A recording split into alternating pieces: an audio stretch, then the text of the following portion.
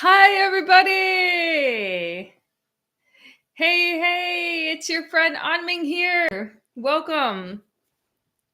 Welcome. Nice to see you here again.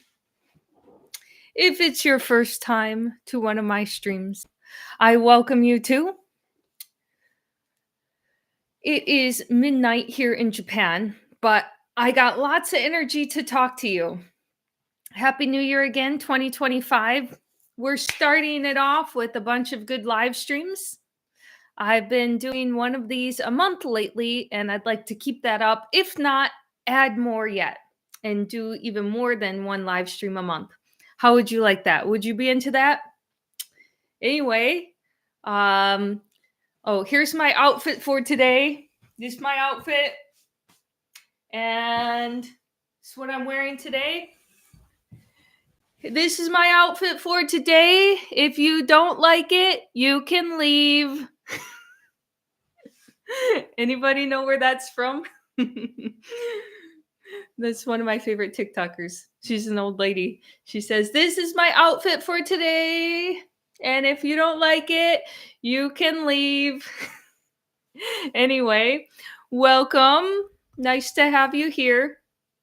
I feel like we've upgraded things a little bit. At least I tried to. We got new lights over here. You can see that. I think it adds a nice touch. I'm trying to be more professional here. Maybe I need like a higher chair. Anyway, try to speak Mandarin. What do you mean try to? I know how to. 大家好，欢迎来看看我的直播。我叫安明，平安的安，聪明的明。现在住在日本东京，欢迎你们来看看。因为最近就是春节，所以我想祝你们新年快乐，恭喜发财，红包拿来。Hi, give me 红包. Give me some 红包 right now. It was actually Chinese New Year a few days ago, so I was around Shinjuku today, and I could hear a lot of Chinese tourists probably on their winter vacation. So that was cool. That was nice to see and listen to. 너무 아름다운 와. Thank you. Very pretty. Thank you, Ryan. I appreciate that. Whoa, here we have right off the bat, Mr. Jim Ross here in the chat. Thank you so much for gifting memberships. You can become a member. We're going to talk about that a little later today because I'm going to share with you some Japanese lessons. I'm going to teach you a little bit on this live stream today. So don't say I never taught you anything. You're going to get a little bit of a free Japanese lesson a little later today. But we are sticking with the theme of what you can learn through YouTube. You may have noticed I wasn't online very much in January. I was fulfilling my New Year's resolution of getting my study hours in. My goal is to do 100 hours of study a month. And you better believe it, for January, baby, I hit it. January, we got it. I made my goal, and that doesn't happen very often because the goal is kind of high. Set your goals high. If you meet them, amazing. If you don't, at least try to get maybe 80%, 70% of the way there. Here is my finally. I made it. Yes, 100 hours. Although I'm including things like practicing the violin and going to the gym. But mainly it was study hours. Color coordinated. I did the most on Mandarin because I was reading a book in Mandarin, and now I'm going to switch to a Japanese book. Last time you saw, I was reading a book in Mandarin based on Grave of the Fireflies. Now I'm doing The Picture of Dorian Gray, which is one of my favorite books. I've read it in English when I was in like maybe high school or just started college. Then I read it in Mandarin 10 years ago. Now I'm reading it in Japanese today. Love this book. But today's theme is not going to be focused on reading, but more on listening. And of course, as you guys love to be on YouTube, I'm sure you'll find this very helpful today. So bear with me here. We're going to go through different resources that you can use to learn a language through YouTube. I'm sure that'll work very well for you since you already love YouTube, right? Okay. Let me give a shout out to, again, Jim Ross, who I hope you got back to Canada safely. He was here in Japan. Brian, welcome. Ryan, welcome. Ryan, Canada's in the house. And we have Monica. All of you are subscribers. If you want to make a comment, you're welcome to, but you have to be a subscriber. And I welcome all of you to chat with us. Stay as long as you want. It's midnight here, but I'm feeling energetic. And I have a lot of great information to share with you because over the last month, I have been mainly using YouTube to study languages in January. I decided that I was going to get those extra hours in by using YouTube. And I want to tell you how that went. And I want to tell you what YouTube channels I recommend. There's a lot of podcasts on YouTube. You don't even have to leave this platform to find good material. And I spent the last month listening to a lot of it, and I want to share it with you. And of course, we have some do's and don'ts. How to do this the effective way and some things to avoid, how you can use YouTube to learn, and also some pitfalls that I don't want you to fall into while you're trying to use YouTube to improve your language and get those hours in this month that you're trying to get to. I hope you have a goal every month for how many hours you want to study, and you can break that down by week and break that down by day and give yourself some sort of accountability. Oh, I didn't make my hours this month. I'll have to try harder. Or I'm not going to make it by the end of the month. I haven't done enough hours. I should do some more. It keeps you on track. Big Dave, hello from Australia. Welcome. Rick, good morning. Where is everybody watching from today? Monica, welcome. We have some members. Members are here. I'm happy to have you here. Welcome, everybody. Okay, so obviously, if we're talking about studying languages through YouTube, it's going to be mostly listening, right? It's going to be focused on listening. You can't talk back to YouTube. You can't write to YouTube. YouTube can't really write to you, although there will be some text on the videos occasionally, but it's mainly about listening. And what I want to say about that is, first of all, I did a lot of listening in the last month. Almost all those 100 hours were from listening. Probably 90% were from listening only. And I was using YouTube this last month. Really hard with Korean, really hard with Cantonese. I was listening to content on YouTube like crazy last month. So much so that I barely made any videos. I guess I took the studying a little far, but I have a lot to share with you about that experience. And so obviously I'm a big proponent of listening and using media. However, I also want to make it very clear that there's a big problem with only using listening, or if you want to call it the input method, if that is your main method, there are some very big problems with that. As a person who listens a lot, I want to tell you some issues with that, especially after this month of doing 100 hours only listening. Okay, let's get started. The most important thing I want you to know is a lot of people feel like they're not social, right? Socially awkward. I mean, you guys are chronically online, right? Some of you are like me, chronically online. All right, you guys obviously like the internet. You're here right now. You're watching on the internet.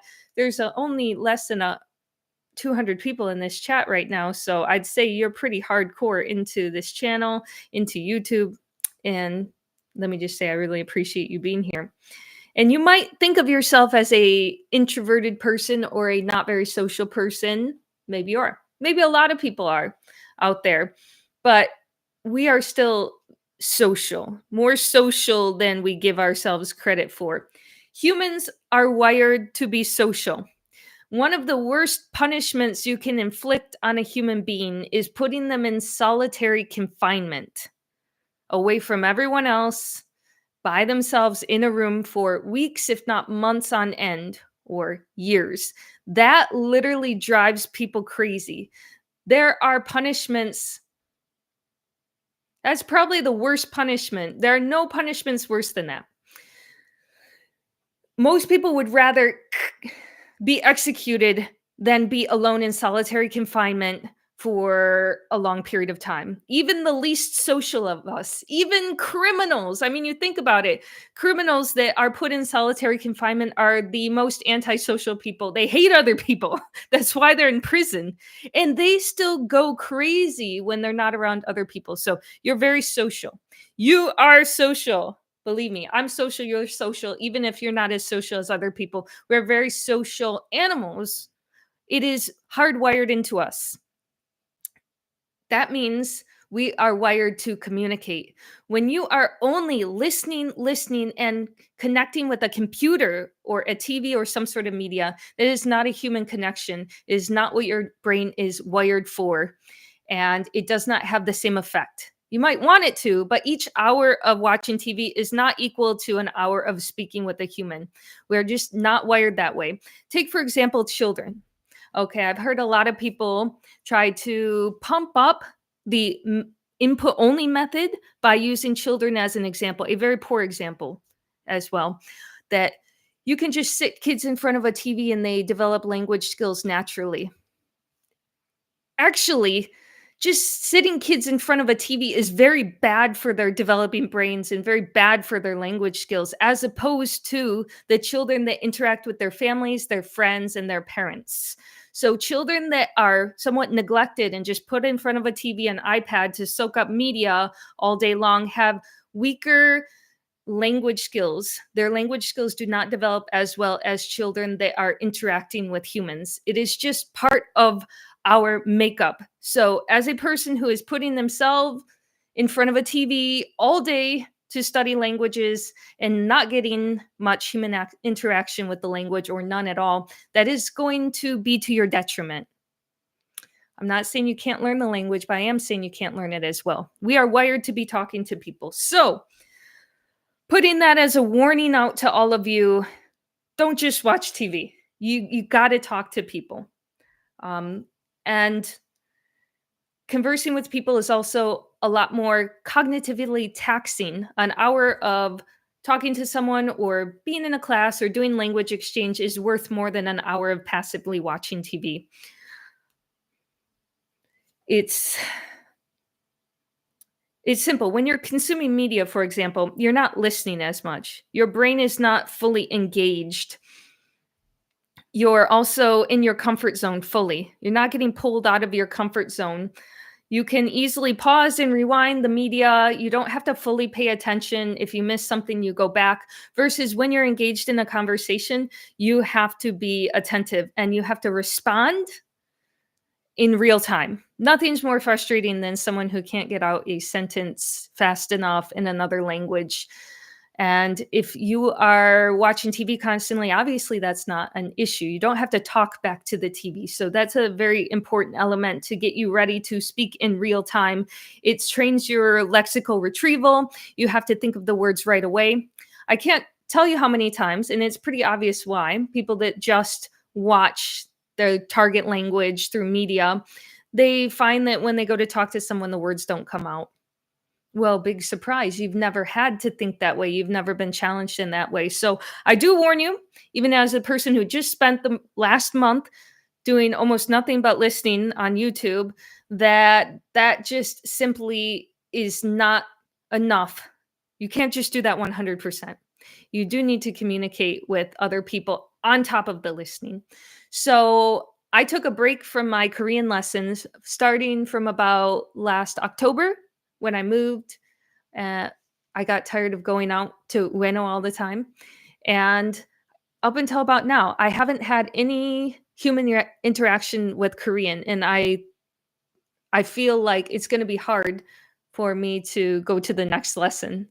I have not been developing my verbal skills over the past 3 months in Korean, but I have improved my listening, but that's not going to translate directly into being able to speak.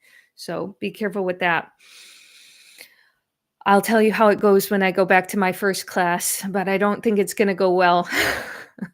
I don't think it's going to go too well. It's like taking a 3-month break, even though I've been doing Korean daily. You got to talk. I've already done this experiment on the long term with Chinese. I went to China, lived there for a while, and came back and lived in America. And it was about a year. And I was reading books, reading a lot. I was also watching movies in Chinese, constantly getting that. Every once in a while, I'd have a chance to talk, but it was really probably 10% of my learning was talking because I went to a Chinese church, could talk to people every once in a while. I worked in a Taiwanese office, but we mostly spoke English there. I did speak to my bosses every once in a while. So I didn't get nothing, but it was pretty bare minimum. After a year, my reading, listening, all of that improved dramatically, like a lot. I improved a lot over that year. However, going back and moving to China after that year was over, no change in speaking whatsoever. No improvement in speaking ability. Luckily, I didn't lose anything, but after a whole year of constantly inputting, reading, and listening and reading and listening and reading and listening, one whole year made no difference in my speaking ability. I think I got more vocabulary, but that didn't necessarily mean that I could use that vocabulary in conversation. And a lot of that came from books was quite formal vocabulary that I wouldn't have used in daily conversation anyway. So just warning you about that. There are some major downfalls to only doing that. You need to have more balance. So don't avoid talking to people. Hey, Ernie, greetings from Michigan. Nice to have you here.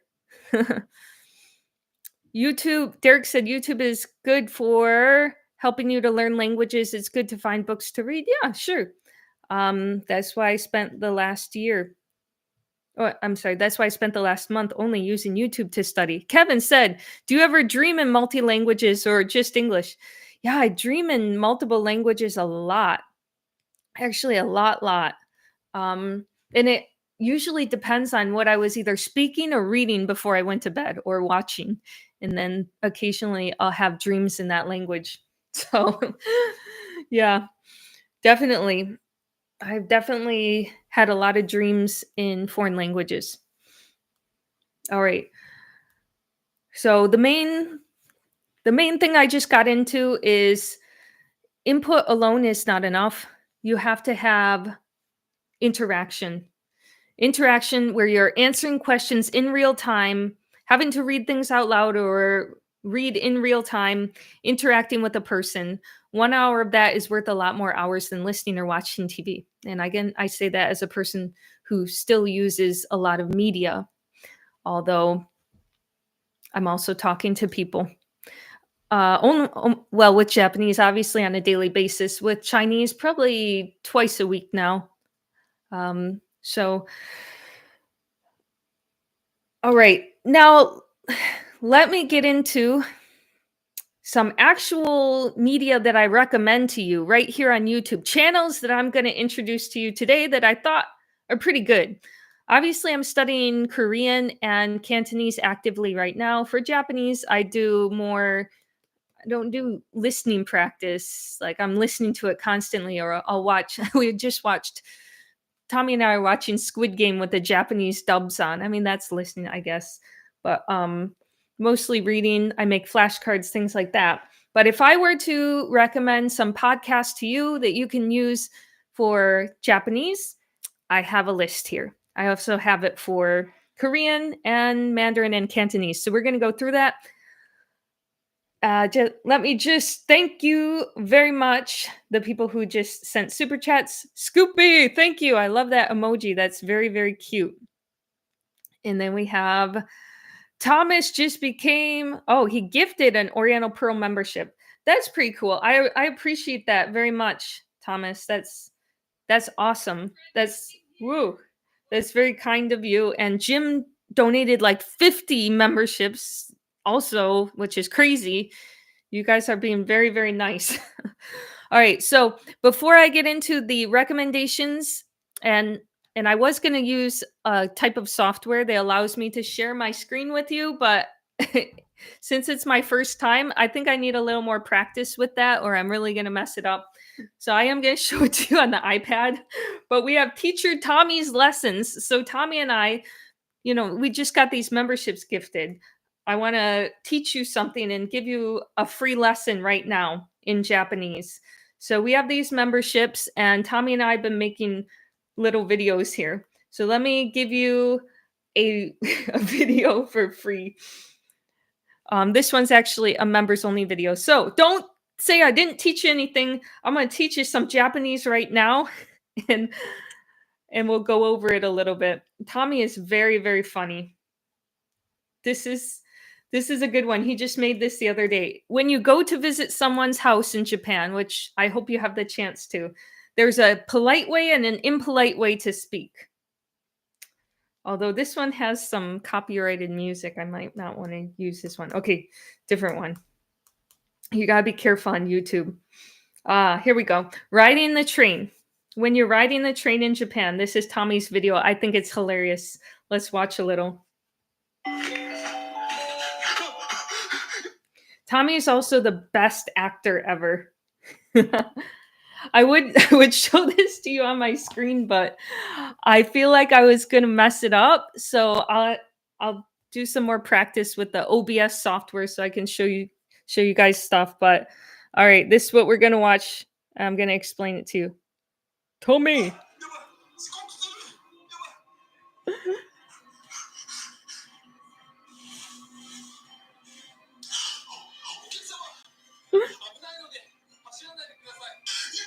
Hashiranai de kudasai.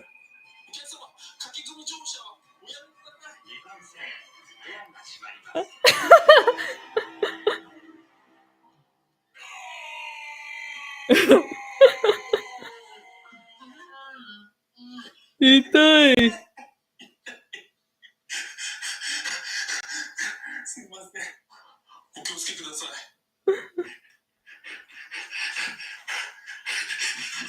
Ernie's running again.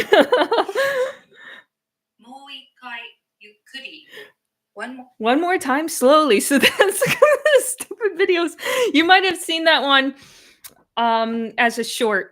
So a couple of words there that were really good. Japanese people say that a lot. Yabai, yabai, which is like crazy. Somebody asked, do you have a singing voice? Oh no, I have a terrible singing voice. I wish I could sing well. Your Michigan accent is very strong. Do you call Coke soda or pop? I used to call it pop, but now I've switched. I don't say that so much. So the situation we have with Tommy here and his acting is kakekomi josha, which is when people try to run onto the train and they're not supposed to. Kakekomi josha. It's written here. Kakekomi josha oyame kudasai. That's going to be a phrase you'll hear a lot in Japan. So that everyone who just became a member, you got access to all of our videos. We have over 100 on there, and they're pretty funny. But somebody said that one was available. There's like 2 or 3 that I have out there for free. So let me show you a different one that's you definitely haven't seen before. Oh, this is Tommy getting really mad. This is him being a tourist. All right, can't say I didn't teach you anything. Although this one's a little long. Hi, konnichiwa.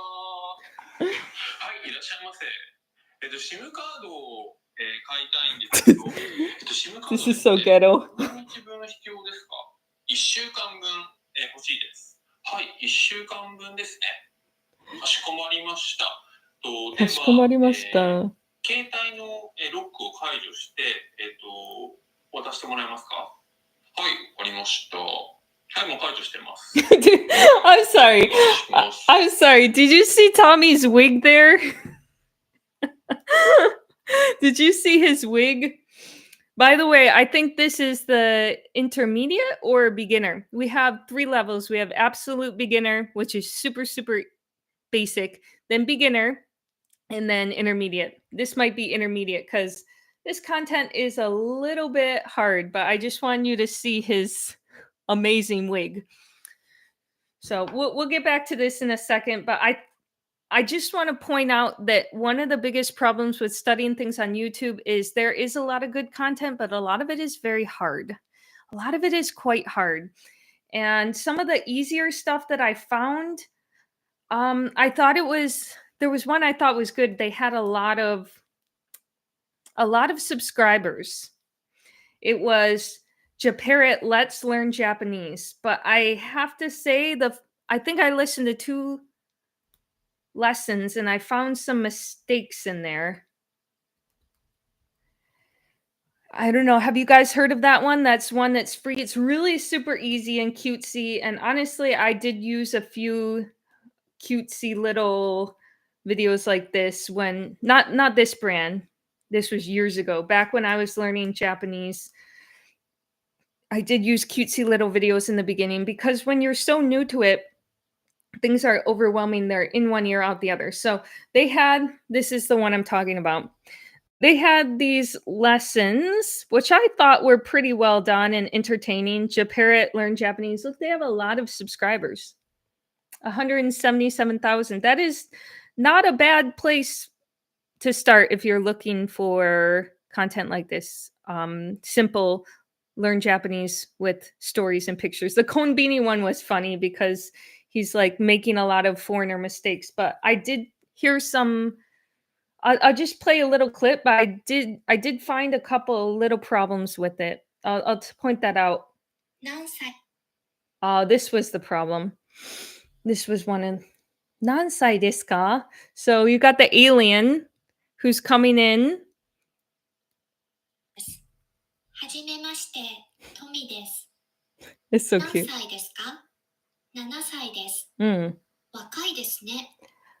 Oh. 何歳ですか Okay, so the rest of it was fine, but I do remember that line. 何歳ですか? 7歳です。若いですね. That's wrong. That's wrong. Why is that wrong?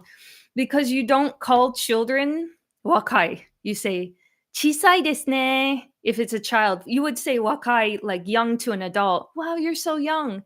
You don't call children young in Japanese, you call them small. So I picked up on some errors like that, but other than that, whatever. And that would be a foreigner mistake to make, but people would understand what you mean. Oh, do you have kids? お子様がいらっしゃいますか？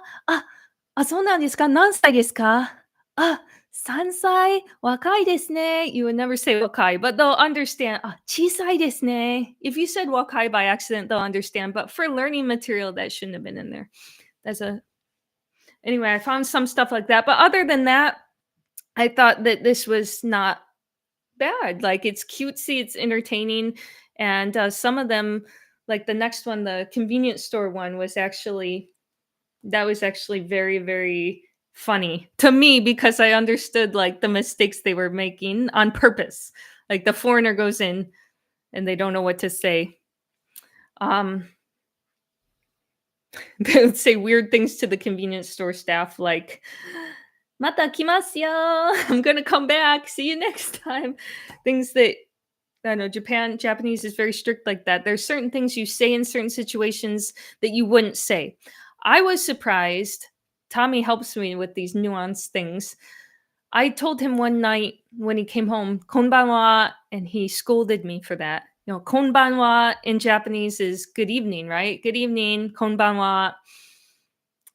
He's like, "You don't say that. That's weird." Like, what do you mean I don't say konbanwa? Don't say good evening. He's like, "You don't say konbanwa to your family." Oh, really? Oh, I didn't know that because I've never lived with Japanese people. I've never had Japanese family before now. So, yeah, there's a lot of things that are contextual. Might be grammatically correct, but not socially correct, and then just sound really strange. But anyway, I thought that this one was good if you want to start in a place like this, but it's probably pretty babyish. Like for you, I'm imagining, I know a lot of you, I looked at the stats, are some of you are 30, 40, 50 years old. A lot of you are men. I don't think that's right up your alley that you want to be watching little cutesy cartoons, but if you do, hey, go for it. I think they're good. But I understand that for many of you, it's like like watching kids' cartoons is not your cup of tea. So I have some other recommendations. The only thing that's, of course, hard about it is, yeah, the content was hard. YouTubers I liked. I'm not listening to this, like, I'm not actively using podcasts to study Japanese, though I did for a long time. If I were to recommend anything to you in 2025, I thought this one was really well done. This was the Yu Nihongo podcast.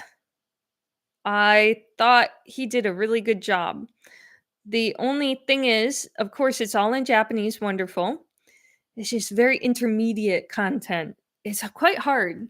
Like, if you know enough Japanese to understand what he's saying, at least 50, 60, 70%, you're pretty dang good. You're probably not even watching my video right now, like you're over just watching Japanese content. But I really liked this one episode. I did listen to one of his episodes just to know, just to check it out. I listened to the whole thing because I thought it was so interesting. It was どうして日本語学校で勉強しても話せるようにならないの? Why do people go to Japanese language school and they can't speak? They can't learn to speak. That was a really good one.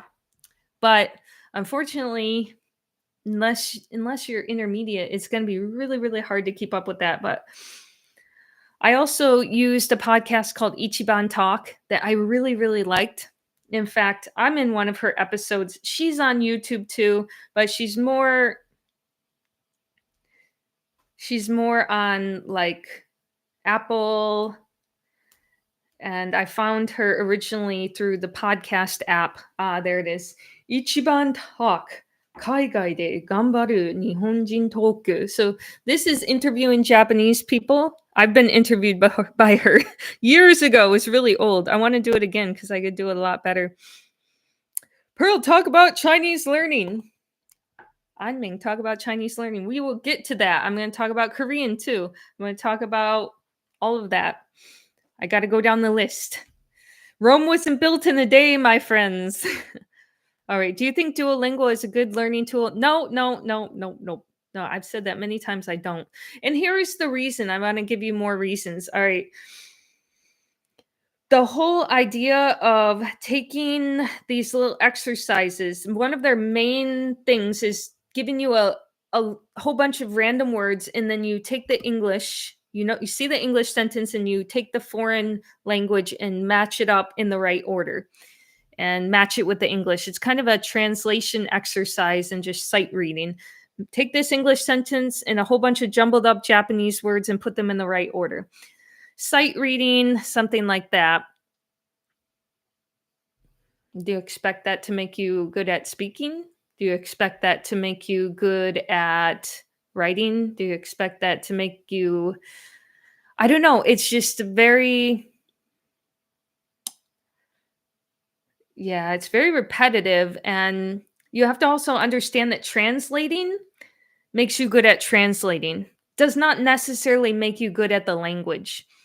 Now, translating in Japanese English textbooks, like when Japanese people learn English in Japan, they're very heavy on translation. Translate this Japanese sentence into English. That doesn't necessarily make you good at the language. It makes you good at translating. So doing all these translating exercises, you're not really immersing yourself in the language. It's always with English attached to it. You need to distance yourself from English, completely doing full immersion, not translating exercises. When you see a bottle of water, I don't want you to think, oh, water, okay, mizu. I want you to automatically think mizu. That's the first thing that pops into your head when your Japanese brain is turned on. Like, mizu is water. Water is mizu. We don't need the translation. We need your brain to start working without a translation, because you're going to find when you go to speak, you're taking the words and translating them into your head first. Okay, the English I want to say is this. I want to go to the store. Watashi wa I store want to go, maybe something like that. Omise ni ikitai desu. Konbini ni ikitai desu. Maybe it's very slow. I need you to get out of that habit, and you got to separate English from the target language. These are different skills. I've met many children actually who are bilingual over here and also in China, that you'd ask them, 这个词儿英文怎么说? Like, how do you say this word in English? 不知道. And they definitely know. They'll say, I don't know, but they definitely know. They're not used to translating. They're bilingual. They know both languages, but they're not good at translating. Now, as a second language learner, adult learner, we're so used to translating from books that we kind of do it automatically because we already had English as our main language. So everything kind of flows through the rules of English or flows through our brain in English first. So I've done translating exercises in all my books. When they teach me a new word, it usually has the English next to it, but that is not necessary, and that kind of slows you down. You'd learn much faster like children do, where they're just seeing the object and that's the word. So I did some translation here. Here's my Korean to Japanese translations, which I can do. I can actually translate Korean to Japanese pretty well. It's something I learned in school because this Korean school, they trained me that way. But did we have to do that? No. Is it slow to do that? Yeah. It's a little counterproductive. It's learning another skill on top of learning the language you're learning to translate to. So I would recommend that you go easy on that kind of translation exercise. Speed your language learning up by just going straight to getting used to hearing the language, get immersed in the language, not trying to translate everything. That's another skill that perhaps you'd be better off learning a little later or going a little easy on, unless you really want to train to be a translator. But let me tell you, becoming a very good translator doesn't mean you're good at the language. It was Luca Lampario, who also is a YouTuber here. He had the best story about a polyglot conference he went to where a woman was translating German into English perfectly, like the best oral translation he's heard. And he went up to her after the conference and talked to her in German. And she said, I'm sorry, I don't speak German well. He's like, what do you mean? You just translated everything in German perfectly into English. And she said, yeah, I'm just good at translating. And that's the truth. You can literally just be good at translating. So be very careful with that. And I think Duolingo is way too translation heavy, as a lot of those apps are. So beware of that. You don't want to just be a translator, right? You can be very bad at speaking the language, but good at translating. Very easy to happen. And I think that happens to a lot of people. Yeah. I'll also hear people that watch my videos and can understand what I say, but they might not necessarily be able to reproduce that themselves. I think most of them cannot. Kind of the same thing. You might be good in one area, get good at listening, but you can't speak, or get good at translating, but you're not good at the language, using it yourself. That's my answer there. And recognizing words by sight is not the same as being able to read them or read them out loud or use them in a conversation. So be careful of that. All right. Getting back to some of the channels that I recommend that I thought were good for Japanese. And okay, we'll throw a few Korean ones in there because I'm sure there's other people studying other languages. One of my favorites that I've been listening to constantly, I think she does the best. I honestly do. Been listening to Didi's Korean podcast. I was obsessed. Look, I watched every single one of her videos without exception. Every single freaking one, Didi. I watched all your videos. All your videos and all your live streams. I probably watched hundreds of hours of this girl. Every single one. I'm the biggest stalker in the world. These are hour-long live streams. I listened to every single freaking one. How do you think I got 100 hours of studying in last month? Everyone. I think those are awesome. And you can find something like that in Japanese too. However, it is more geared towards intermediate or upper beginner at least, which is, not going to be super great for beginners. Although she says, go ahead and listen to it, even if you don't understand it, for the more beginner people. I'd say I understand. She speaks very slowly. I understand about 85 to nearly 90% of what she says. She's just speaking really slowly and clearly and not using complicated words. Hey, Ninja Monkey, welcome. However, even though she says, if you're a bare beginner, Just listen. It doesn't matter. Just listen. I wouldn't recommend this to a bare beginner. And I wouldn't recommend you doing that for Japanese either. So when we look at something like, I just recommended that Yu Nihongo podcast, amazing podcast. I thought the content was really interesting. I wish he did Korean too. I would listen to them all. But I do have 2 years of Korean under my belt. So I would probably want at least that level of Japanese, or at least a year or so before I would listen to something like this. It's quite complicated. It does have English subtitles, but I want to tell you to be very weary of that. Don't use the subtitles, you guys. Be very, very light on your use of the subtitles. I can't stress that enough. If you're watching anime to learn Japanese and you're all on the English subtitles, you're doing yourself a big disservice. I watched Squid Game for the first time with the English subtitles in Korean dubs, or Korean, the original sound, not dubs, original sound with English subtitles. I was just reading the subtitles. I can't even count that as studying. You know, your brain automatically goes to what's easy, and you're going to read the subtitles, and it's not studying anymore. It's not studying anymore at that point. So all of these podcasts, whether it's Korean or Japanese or Chinese, and even my own videos that Tommy and I made for Japanese, I just showed you that all you members can enjoy, or gift somebody a membership if you want. We all put subtitles on that.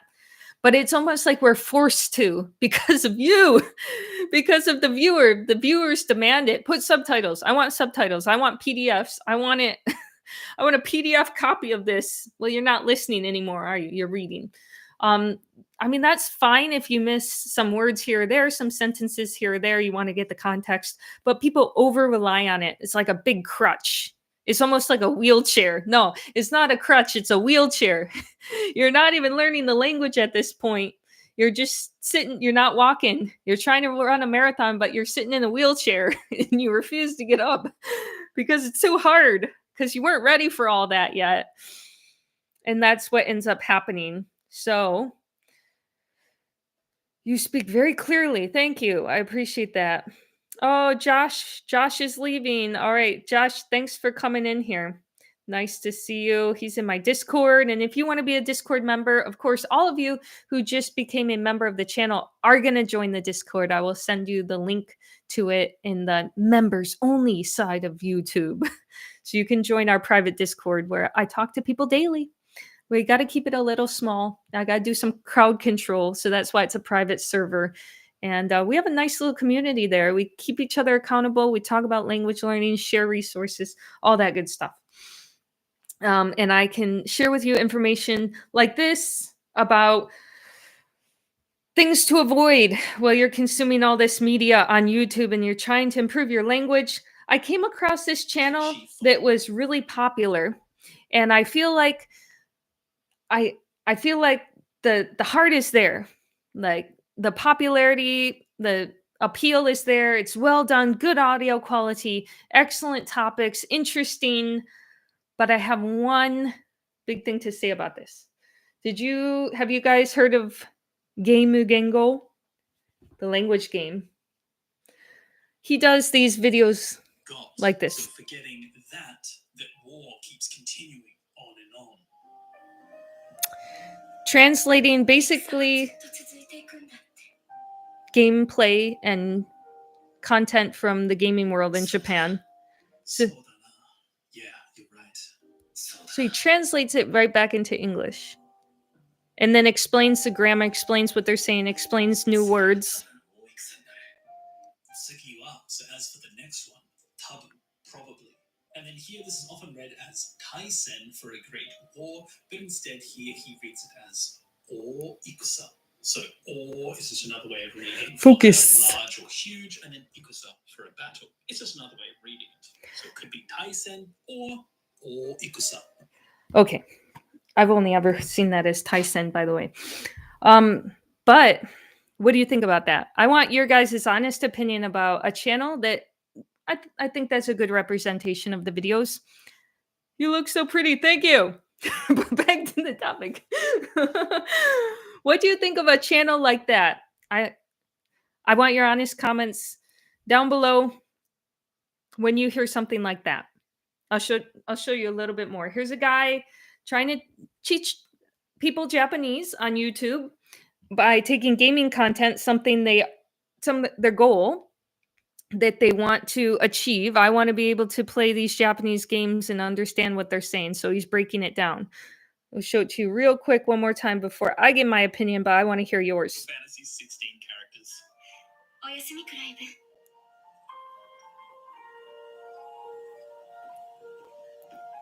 Did you notice I have YouTube Premium? I don't have to watch the ads. I hope that this is not copyright music, please. Okay, let's see a little more of his explanation here. Oops. Oh, back to DD Podcast. Sorry. I kind of wanted to hear a little more of that. His explanation. Hi, minasan. Oh, that's Tommy. Hi, minasan. Tommy. Tommy no doga. We're making videos too. All right, so he gets into the explanations. Excuse me, I'm sorry. We saw previously similar to kind of finish at something. But here, Sume. sumanai here is very similar to sumimasen. It's a kind of excuse me. And then Ambrosia, the name of his chocobo. Kyo as for today, kari janainda. Now, kari here Kari, is the hunting. noun for hunting. Kari janainda. We're not hunting. It's not hunting. So, I'm sorry. Today, I'm not hunting. Okay. So kind of telling his chocobo what. Your opinions on that? Because this channel is also quite big. Maybe some of you have watched it, maybe not. What do you think about that? All right. Jay Beard said, I watch for people's reactions when you speak their language because you're cute and funny. I appreciate that. Appreciate that. Thank you so much for your super chat. My friend said that he learned Japanese to play all the games and work for Nintendo. A lot of people are learning Japanese with the main goal of reading manga, watching anime without subtitles, or playing their favorite games. Hey, I'm no stranger to games. Look, there's my Nintendo Switch controllers down there. I play Japanese games, at least on the Switch. And I'm not even talking about having that as a goal or not. What do you think about the channel? His explanations are clear. They're correct. His accent is good. Maybe he's a native speaker. Who knows? Maybe not. I can't tell, but he's a native speaker of English. Anyway, what do you think about that kind of way of learning?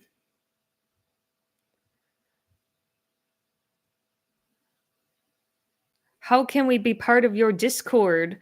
Become a member on Patreon. $3 once in a lifetime fee. You basically got paid $3 and you get in the Discord. I put it's kind of like a filter. It's a filter to filter out the crazies and the trolls. And just to prove you really want to be in there, you paid the $3 one time, or you can become a member here on YouTube for one time and you'll be in the Discord.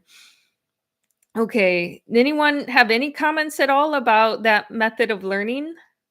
Explaining each word. I also saw earlier he was explaining kari. He was explaining seijin earlier. Yeah, I tried to recommend Game Gengo. I'm a gamer, so knowing the game recommendations is great. Knowing game recommendations, yeah, he probably has great recommendations for game. I have bought many a Switch game for the kanji and furigana recommendations along with his guidelines. Okay, well that's not the learning method, but yeah, sure, just the channel in itself. I love when Tommy joins the channel. Me too. All right. I also use a product that's called Japanese Pod 101, and they do the same kind of thing. I mean, it's what the customers demand, so that's what people want. They want an English translation with the Japanese or whatever language they're learning. And that's one reason that I even put English subtitles on my lessons that Tommy and I made at all. So I can totally understand that. And even things that I promote, like Japanese Pod 101, they will always have these long-winded English explanations for the grammar, right? Because that's what people tell them. I want an explanation, or I want a full PDF, or I want whatever. I'm going to try to show you an example if I can log in. Why can't I log in? Who changed the password? So Japanese Pod 101 does the same thing. I don't think maybe I can get into Cantonese Pod 101. There we go. I got into something. It's basically the same thing, but this time in Cantonese. So they'll do that. They have the dialogues. I'll show you a little example. And we'll go back to exactly what I think about that type of learning, where you guys are taking something that's difficult content. That content in the game was very hard. You're taking something that's difficult content, but your ultimate goal is to be able to understand that, and you're breaking it down sentence by sentence, word by word, and they're giving you an English definition for it. They're giving you explanation of the grammar when it's used, everything. Basically, that's what they also do on Japanese Pod 101, and I always skip that part. I always skip the English explanation. They will do the same thing down here.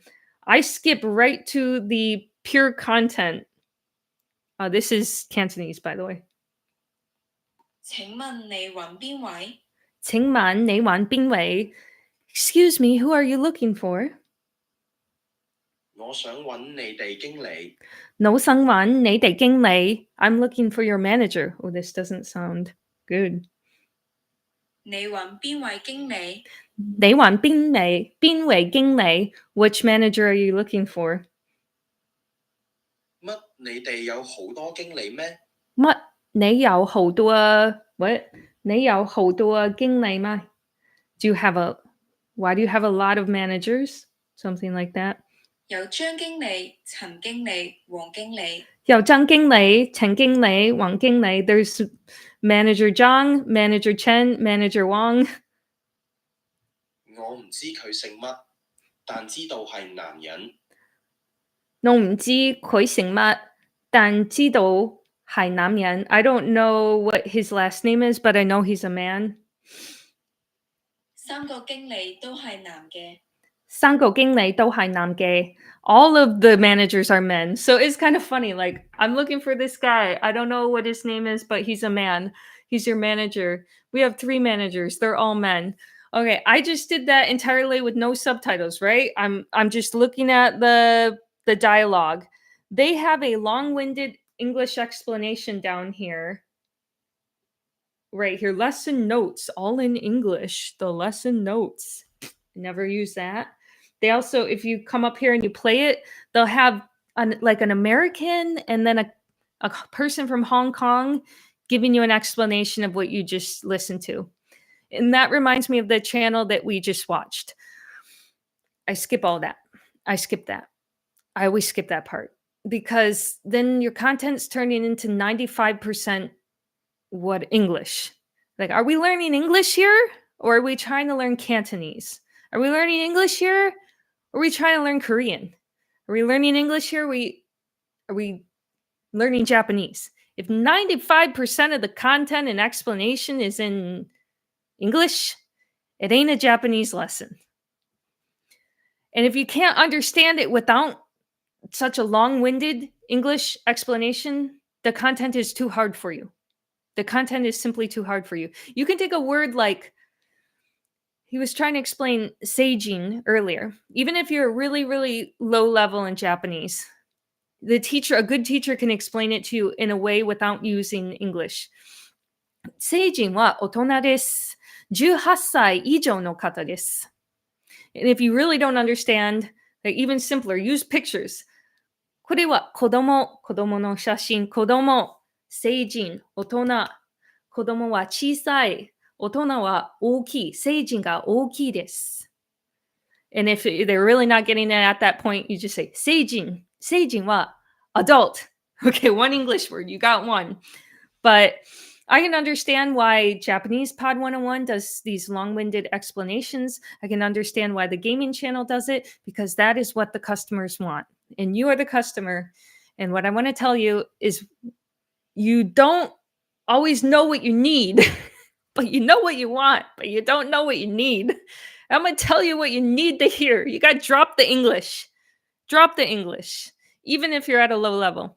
Even if your ultimate goal is to understand that gaming content, it's not doing you a lot of favors to have an explanation word by word by word by word by word, and 95% of the content is in English. You have to train your ear to understand Japanese without a long-winded explanation. So if you're finding yourself wanting to learn to read manga or watch anime without subtitles, or understand that Japanese game that you love so much, you gotta start small and work up. I play the violin, right? I want to learn some pretty hard stuff. I'd like to learn to play Paganini one day. I'm not going to start with Paganini and then just do it note by note, every note. It's the worst way you could possibly go about trying to play the violin, the least efficient way. You end up just spending a lot more time on that than learning basics, moving up from there, building your vocabulary, and getting to the harder words. But you know what? People want what they want. And if they want to try to take shortcuts, and I see this again and again in language schools across the world, because that is exactly how English is taught here in Japan. Here's our English sentence, and then my 5 or 10 minute Japanese explanation. And that's why these kids come out not being able to speak when they graduate from high school here in Japan. So that was my rant about that. But that's what people want, and it's entertaining. And if it's high quality and it's about a topic they want to see, they'll see it. And, the company or the YouTuber or the whatever will cater to what people want. But I'm telling you, what you want is not always good for you. What you want is not always good for you. But I guess if you're just trying to understand a specific game and you're going to play that game again and again, maybe at least pick up some words, right? But it's not really helping your overall language comprehension in the long run. Natalie says, what about starting with children's books? Children's books. I was just in the bookstore with a subscriber who's here in the chat right now, and I went with him to give him some good recommendations for Japanese children's books. And I went in there, we looked at a bunch, and I realized that, gosh, this was not the right content. It was not the right content. We're talking about Japanese specifically, right?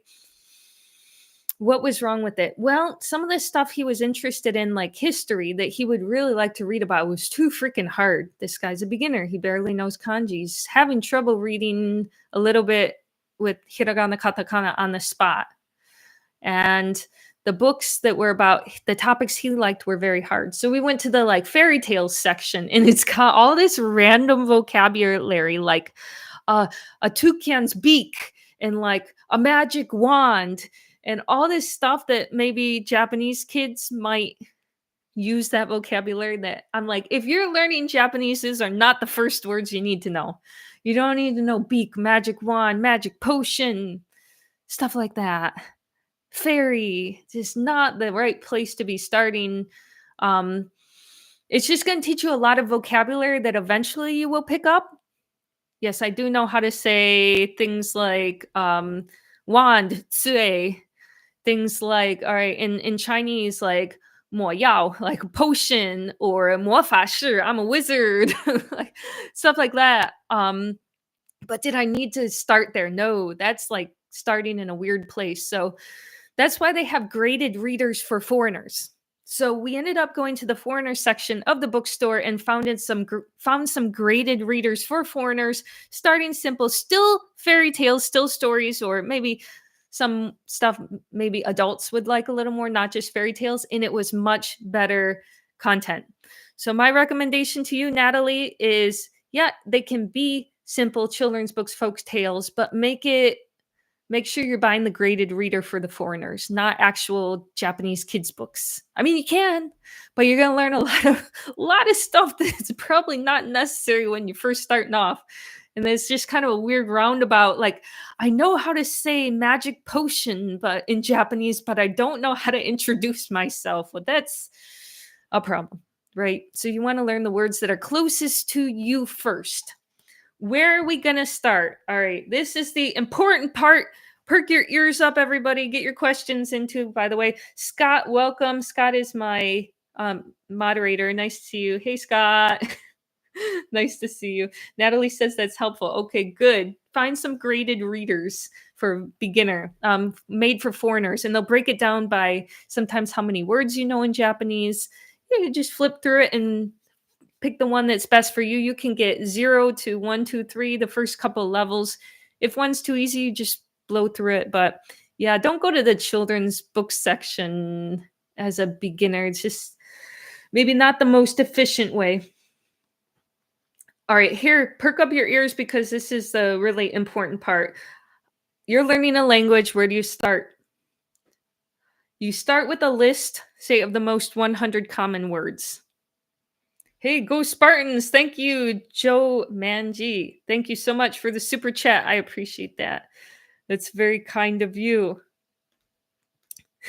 Scott says, hey, go Spartans. That's Michigan State over in my home state. Michigan State versus University of Michigan, U of M. Blue versus green. Wolverines. Yeah, it's Wolverines versus Spartans. Am I a Wolverine? I'm not anything because I didn't go to either one of those schools, but I did give Tommy a Go Blue shirt. So forgive me for that. Forgive me, please. I gave him a competing schools jersey. When you're starting off, you go into a list of the 100 most common words in the language. So that's why I do like the Pod 101 series, because they do that. Look, it's right up there. You don't have to go looking for it on Discord forums. You don't have to go and search on the internet for Anki decks made by other people. They did it for you. Look at that. Don't risk downloading viruses or finding stuff with errors. Look, they put it together for you, and it's only $10 a month or something, $15 a month. So cheap that I actually paid for it. I am paying for this Cantonese class 101. Obviously, I believe in it if I'm going to pay for it. And then they go through the 100 most common words. They got recordings that go with it too. Neen, that's year. All right. You get that memorized and you put it in your database. You're starting a database. I don't care if it's Anki. You want to put it in your own Anki deck. That's good training because you're going to see the words again. So you're going to do spaced repetition. You're going to use those words, not just one day and throw them away. You're going to put those in your vocabulary base and you're going to look at them the next day and see how many of them you still remember. The ones you remember, put to the side. The ones that you can't recall, keep working on those. Write them down a few more times, say them out loud, and then try them again the next day or even later that day. You're collecting words also from all the media. We're talking about YouTube, using YouTube to study languages, right?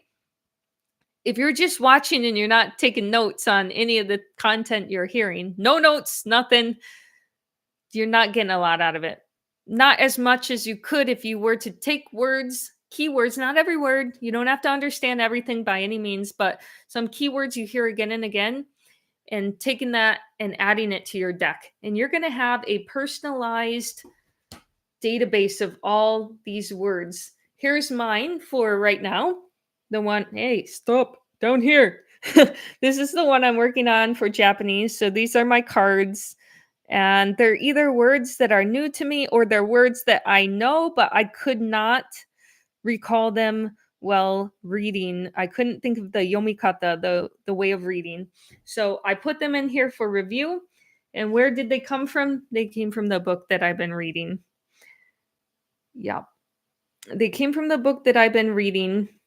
And they're going to go in my database after this. So there's a lot of words I don't know in here. Not going to lie. This is English literature from the 19th century translated into Japanese. It was hard when I read it in English when I was in high school. And in Japanese, there's definitely some literary words, things like that I'm like, yeah, I don't feel like looking that up. But the ones you feel keep coming up or you're curious or they feel important, you can take them, put in your database. And this is your personal database. It's not some deck that somebody else made for you. It's something you heard. You heard it in real life. You heard a person say it. You heard it on TV. You heard it in a book. That's your word. And you have a memory that goes with that. So it tends to stick more. Furthermore, you don't have to memorize everything under the sun, folks. When you're just starting off, memorize words that are related to your everyday life, something you can use in a self-introduction. You don't need to know every career and every job in Japanese. Bengoshi, engineer, whatever. Hiyatoi. Hiyatoi no hito ga imasu ka? Iru nara te agete kudasai. I don't think we have any of those. You don't, but my point is, you don't have to know every single occupation in the world, in the whole language. You just need to know your occupation. This is something that some of the polyglot YouTubers do to kind of make it look like they know more than they actually do. They'll say a word that's hard, like whatever, a job. My dad is I don't know what, Hisho. うちのお父さんは必勝です。法律事務所の必勝です。My dad is a secretary at a law firm. And they'll think like, holy crap, you know law firm? You know secretary? Yeah, this person must be really good at this language. No, they don't know anything but that. But that's how you start, right? You don't need to know every occupation. Just know what your family does or specifically what you do. If you can tell someone that you're a secretary at a law firm in Japanese, they're going to think you're really freaking good, even without knowing other complicated words. So that's where you start, with your personal deck and your personal words. What's your job? Okay, you better get that down in Japanese. What's your kids' jobs? What's something you're going to need to say? If you're not good with numbers and saying how old people are, just know your age. Okay, if you're hatachi, you're 20 years old, you don't need to know how to say 28. You could say 28 wrong. A lot of people say it wrong. 28 instead of 28 which a lot of foreigners would say incorrectly. 28. It's okay. You don't need to know that. What you need to know is your own age and how to say it correctly. And then we will build up from that. Very important thing to know. You don't have to know every word, but start with the words related to your life. Do you have a dog? What's the type of dog? Do you have a hobby? What kind of hobby? What's your hobby? Know the name of your hobby so you can introduce it in Japanese. But that seems common sense to me, but a lot of people try to just gobble up the whole language. I gotta learn every word. And then they overwhelm themselves and they make it a really slow process. What's the app? What's the app that I was just showing you? Oh, the this is Cantonese Class 101. They have Japanese Pod 101. They have Korean Class 101. I have not only been using this for years, but I'm paying for it now. I'm paying for the Cantonese one, and I find it really good. I know a lot of people, a lot of competitors of them, actually, YouTubers that want to sell their own product, want to talk badly about Japanese Pod 101. Wonder why. Don't buy theirs, buy mine. That's really good. It's really good. They have a massive database, and one of their strongest languages for their database and just sheer number of words and content is Japanese. Fantastic, funny, entertaining. You talk about all this free stuff available on the internet, on Discord servers or through Anki decks. They put it all together for you here with dialogues and stuff that's entertaining. You don't have to go and search all over the place. It's right here and it's cheap. And in the end, people that are always searching for free content, well, you can save yourself $10 a month or less. It's really not that expensive to be that catchy, that cheap about it. Catchy sugiru. そんなに高くはないから。It's, yeah, interesting to me though. People don't want to spend a dime. Shay says, I'm 32 years old. How do you say I'm 32 years old in Japanese? 私は32歳です。32歳。32歳. That's an easy one. Some of the harder ones are like the exceptions to the rules, the eights, the ones. Like we don't say, you say 21歳, 21, 21歳. Like me, I'm 21, right?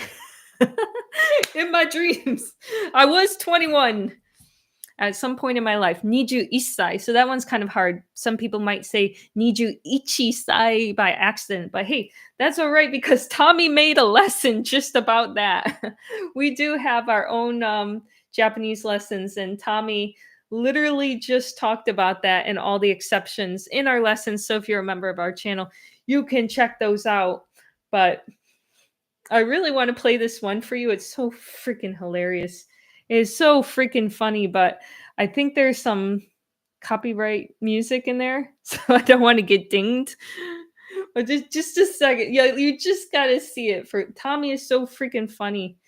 The other thing is a lot of the learner material can be quite dry and boring and tedious. We just looked at something earlier with cartoons and little kid stuff, and obviously if you're a 40-year-old man and you're like, what is there anything else that might not be super entertaining for you? But for ours, we tried to make it like half the effort is not thinking of the content to teach you, it's thinking of how to make it funny. All right, so we have Tommy as the bad guy. There's some copyrighted music, but I just want to show you a real quick clip. This is good guy, bad guy. How not to be rude in Japan. You get invited to someone's house and you don't want to be rude. This is our lesson. Yeah. Tommy. No, play. Nice guy. いい人。 There, yeah, there he is. いい男。行くぜ。This is so ghetto what I'm doing right now. I don't know how to use OBS yet. I'm worried I'll mess it up. こんにちは。お邪魔します。 So there's a good guy. He comes into the house. Konnichiwa, ojama shimasu. And then we have the bad guy. 俺だぜ。 Oreda ze. 開けてくれ。 Oh, this was the copyright music. Anyway, we go through the differences. Oreda ze. Akete kure. That's something they probably wouldn't teach you in most textbooks. The polite form versus the more rude or everyday form. Akete kure. Oreda ze. He's playing a character, but that's the kind of content that we've been making. Real Japanese. You want to sound like a rude person in Japan, or do you want to sound refined and polite? Don't be like Tommy. Don't be like bad Tommy. Be like good Tommy. Oh, Scott said he can show me how to use OBS. You know what? I was really close to, I had it all set up, Scott. I was ready and I was going to show this, but I lost confidence. I'm like, this is my first time using it. I got it set up, but I would like a practice round before I go live with everyone here. So I'll try it with like a private live stream. I do want to do one of those this month for the people that are members and for the people that are Patreon supporters. I'm going to do a private live stream and we'll use OBS then. And I won't feel as bad as if I mess it up in front of a small group as opposed to a big group. But yeah, that's why I'm doing it the ghetto way. Look, just look at the iPad. I'm too afraid to use OBS. I might mess it up. But we're slowly improving this channel and the live streams. I mean, look at the lights now we got going on here. It's amazing. That was totally worth $1,000 or whatever it costs. I don't want to know what it costs. I don't want to add it up. I just bought it. Those Philips Hue lights. But it's cool because when you're gaming or watching TV, the lights will interact with the screen and change. And it's just really cool. This is really cool. One of my friends told me I should get it, so I got it. All right. That's available for members, right? Yeah, I'm going to do the live stream and use OBS for a private small group so I don't mess it up too much, you guys. Man. Okay, back to our topic. Yeah, start with the list of the most 100 common words. Collect the words as you're listening to media. Take some notes. Get some keywords. You know, let's say for every hour you're watching, 5 or 10 new words. At least get 5 or 10 new words out of an hour of material. And put that in your database. Spaced repetition using flashcards, practicing those words, and consistency. Try not to skip days. This is where most people fall short. Just like the gym. Doesn't that sound familiar? consistently going is not easy, and consistently studying is also not easy. How do I get access to your lessons? Said McConwell. You become a member. So I have a YouTube memberships page. And if you become a member, you can get access to all of our lessons. And I'm not kidding, we have a lot now. I was kind of not trying to push it too hard because I was building up an inventory of lessons, but I feel quite confident now that we made a freaking ton of them. So there's a lot of content for you. And of course, you don't have to keep signing up every single month if you don't want to. If you go through the content pretty fast, you can just pay for it one time. There's there's the memberships. If you want to become a member right now, click on that link. And we welcome you, because not gonna lie, they're pretty freaking funny lessons and very useful content as well. Real Japanese. And hey, it's got your favorite actor, Mr. Tommy's, Teacher Tommy's in it. All right. So I went through earlier Yuyu no Nihongo, Ichiban Toku, some others that the Japarrot Let's Learn Japanese I thought was fine. Of course, you can also use cartoons that you've seen in English as kids, or Disney movies you saw. I enjoyed watching the entire Harry Potter series in Chinese, Japanese, and next I should watch it in Korean. I'm definitely at the point where I can watch that in Korean, and I know the story so well that it's very helpful. Scott says, are you promoting YouTube memberships versus Patreon nowadays? And would you like Patreon? Both is fine. Both give you pretty much the same things. The Patreon also has lessons, but that's another level.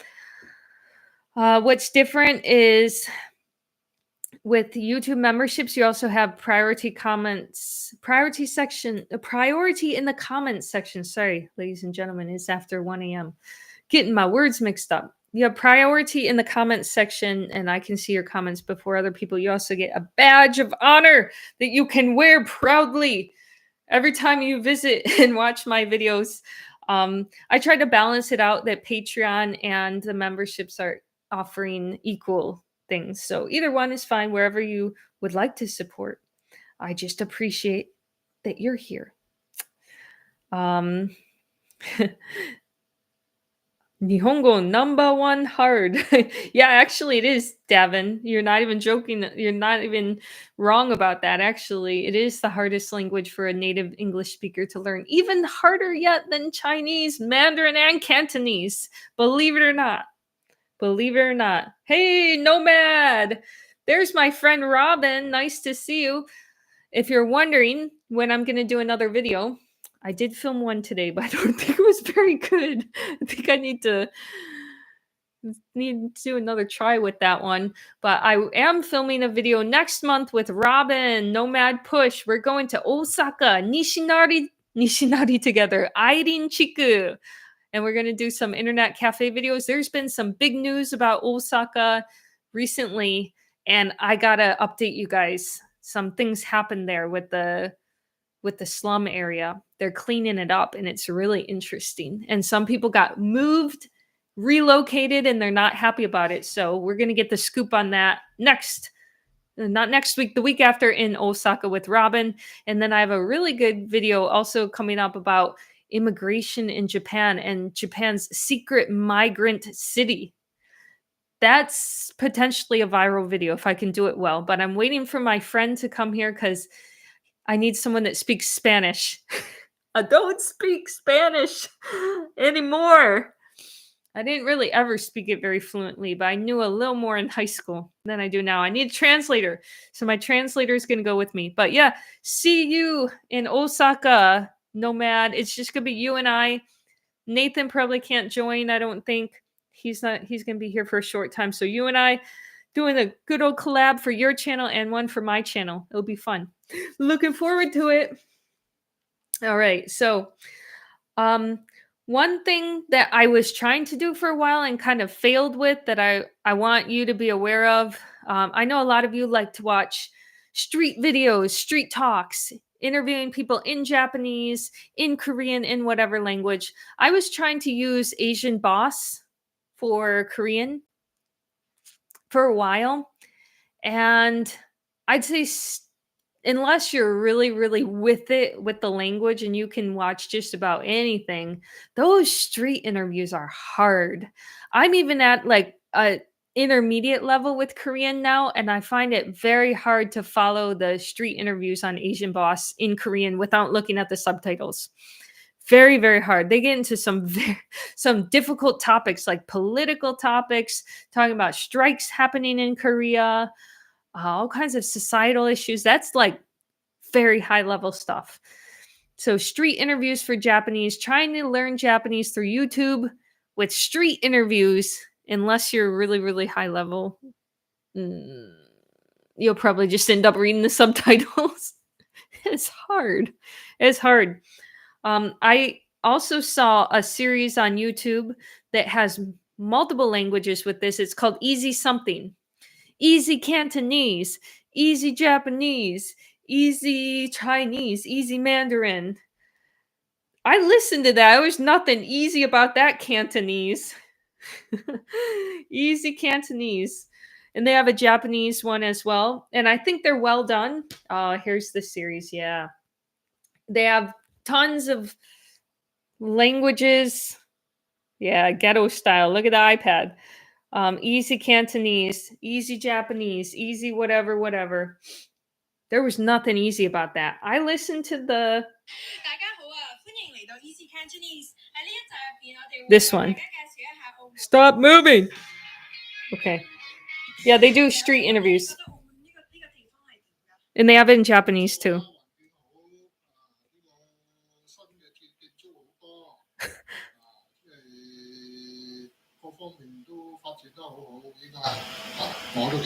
Hohoiga. That's all I understood from from that whole sentence. All I got was hohoiga.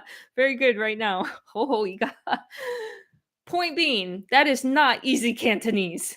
There's nothing easy about going up on the street to a native speaker. Native speaker speaks to native speaker, although her Cantonese sounds like Malaysian or something. Doesn't sound Hong Kong. Sidetracked. A native speaker going up to a native speaker and asking them questions. Nothing easy about that. That's never going to be beginner level conversation. So you just saw me listen to the dialogues on Cantonese Pod 101. I could understand it completely. You take easy Cantonese. I can't understand it. I really, really can't. Not much. Not as much as I should to be listening to that. So when you're looking for content on YouTube and you're a beginner, I'd stay clear of the street interviews. They're always very hard. They're always hard, even if they're labeled easy Japanese.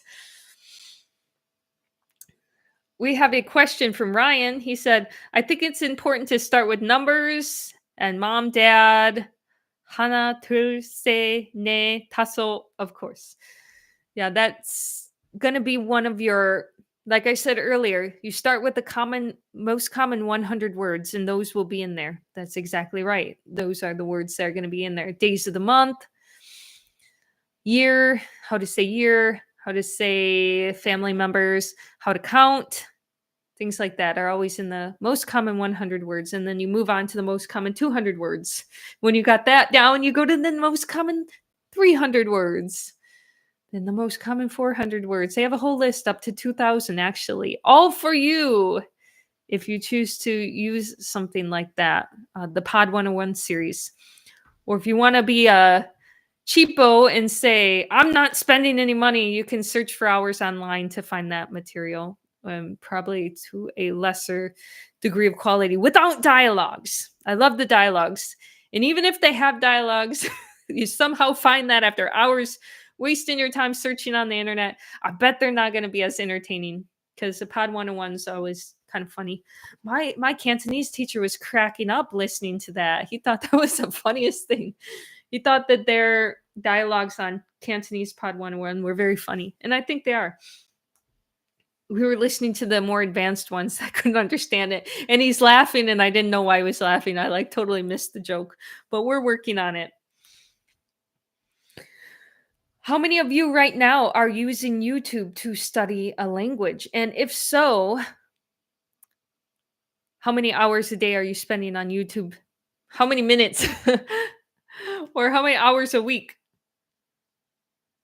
I'm at about 20 to 25 hours a week I was spending on YouTube studying languages. That's my excuse, and I'm sticking to it. Well, I did spend those 25 hours learning languages, but I spent another 25 hours messing around and wasting time on YouTube. I guarantee something around that number. It was probably 40 or 50 hours on YouTube, but half of it was studying. 25 of those counted. Cat videos. Chris Jong is like, the other half was cat videos. I'm not going to pretend that I've never watched cat videos, but I haven't watched any cat videos today. That's the important part. TC says, I'm spending about 15 hours a week studying language related content. That's good, off of YouTube. And you can even better maximize your language learning by adding some speaking time in with that to get the best of both worlds. And that's really the winning combination. You combine massive amounts of input media with lots of conversation, real-time conversation, maybe a little bit once you at least know the first couple hundred words, getting some conversation and human activity. That's the winning combination. That's gonna challenge your brain a lot more than just watching TV the entire time. As I said in the beginning of this, for those who just joined, I know some of you joined a little bit later. We are social animals. Human brains are wired to be social. I know a lot of us feel like we're antisocial. We don't like to talk to people, but there's no denying that people don't like to be alone. One of the most horrible punishments you can inflict on a human being is putting them in solitary confinement for days, weeks, months. They will literally prefer execution. Even the most psychopathic among us, criminals, do not like to, criminals who hate people, who've killed people, they still don't like to be alone. So our brains are wired for that. And just sitting in front of a TV is not stimulating your brain enough, nor does it stimulate the brains of children enough as interactive conversation. And that will leave you underdeveloped in your language abilities, as it leaves children underdeveloped in their language abilities when the parents just put them in front of a TV and they don't get to. Hey, we are back. Oh. Back again, maybe. Oh. Hello. We're back. Oh, everybody left, but they'll be back again. Hey, camera. Hello. How you doing? You didn't leave me. I know you would stick by. I knew you wouldn't leave. Okay. That took a second. Wow. Nobody has any patience. It's okay. I'll cut that part out of for all of you who are watching this in the after hours, after the live is gone, after the live is finished, if you're watching this, if you're watching this after the fact, this is no longer live stream, then don't worry. Make sure I will cut out the part where we got disconnected. But while you're here too, also give this video a like. Those of you that didn't leave, that are back again. Not quite. We are back. I'm back. All right, now I'm going to take some more time to answer more of your questions. China censorship. Who said that? China censorship. All right, everybody. I didn't go over any of the Mandarin podcasts I like. I only talked about one Korean podcast and there's a few more in Japanese that I want to introduce you to, since we're talking about how to Use YouTube to study languages.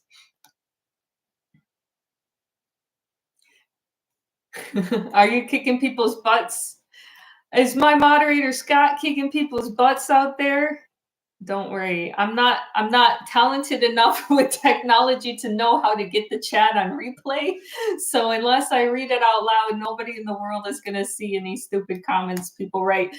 Don't get any ideas, folks. If you want to write a stupid comment, your effort is in vain because it's not even going to show up in the afterplay. And if I don't read it out loud, nobody really sees it. So don't be dumb. Don't waste your effort. So there's a couple of podcasters and channels I wanted to shout out that I thought were good. Miku Real Japanese. I saw that earlier today. That looked pretty good. She does, not Mike, Miku. Miku Learn Japanese. But again, it seems like content that is more for Miku Real Japanese. Yeah, this one was pretty good. Seems like, from what I saw, content that's all in Japanese, which I love. But it seemed more, stop, why aren't you looking at me? Here's a full tour of my living room, ladies and gentlemen. I thought that this one was good because it's all in Japanese. She was entertaining, well done, high quality. But I don't know if it has more beginner content because it's what I heard was quite hard, intermediate at least. It was all in Japanese, which you want, of course. But at the same time, if you're just starting out, I don't know that that is a great place to start out. Talk to me 100% in Korean. I binge watched all of their content. All of it. Literally, you can look at my playlist here, my video history, and every single one of their videos has a red line under it. Gosh, you guys, I watch way too much YouTube, don't I? Camera, you're not very good at your job.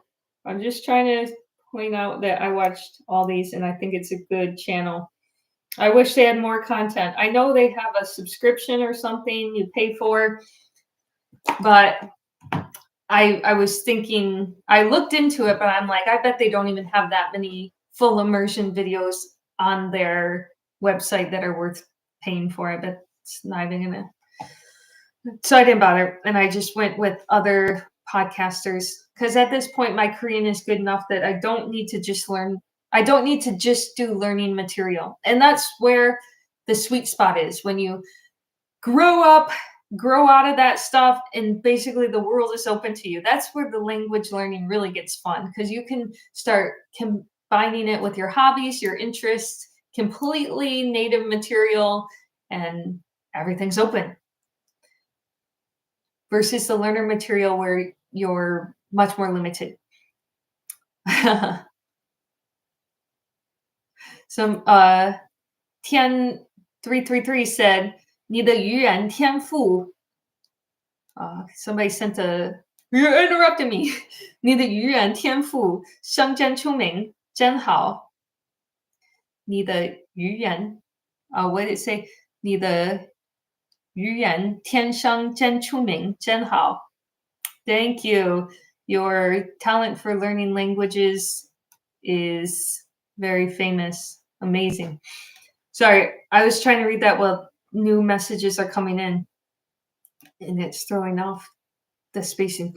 Hey, Anning, I hope you guys are doing awesome. Thank you for, is this 449 rupees? Is that Indian rupees? Tell me if I'm right. Yeah, Tiansheng Tianfu. I know, Chris. Listen, the comments are moving down as I'm trying to read it. That's why I actually put this on slow mode so that you guys will send. So you guys individually will send less comments that I can actually read and kind of get through. Because as I'm reading one, new ones are coming in and pushing the screen down. And also, I want to give more people a chance to talk. Don't be bothered by that person. What person? I don't know. Did somebody say something? I didn't see anything. You're an inspiration for me, and you're so cool. I have been self-learning Mandarin for approximately a month now. I decided to make learning languages a hobby of mine. I love your channel. I got it right. Yeah, the rupee symbol. Exactly. Thank you so much. I'm glad to have you here. I hope that what I said was helpful. I said a lot today. I didn't say everything, but I gave all of the Japanese ones that I looked through. Obviously, I don't use a lot of Japanese YouTube material right now to learn. I basically use my environment, or if I really want to learn new words, then I'll read them. But I am actively studying Korean, so I like that DD podcast, Talk to Me in Korean. Those are the best ones. There's 2 other small ones, but they're working on their channels. I still listen to them, but maybe they need to put out a little more content. There's not a lot on there.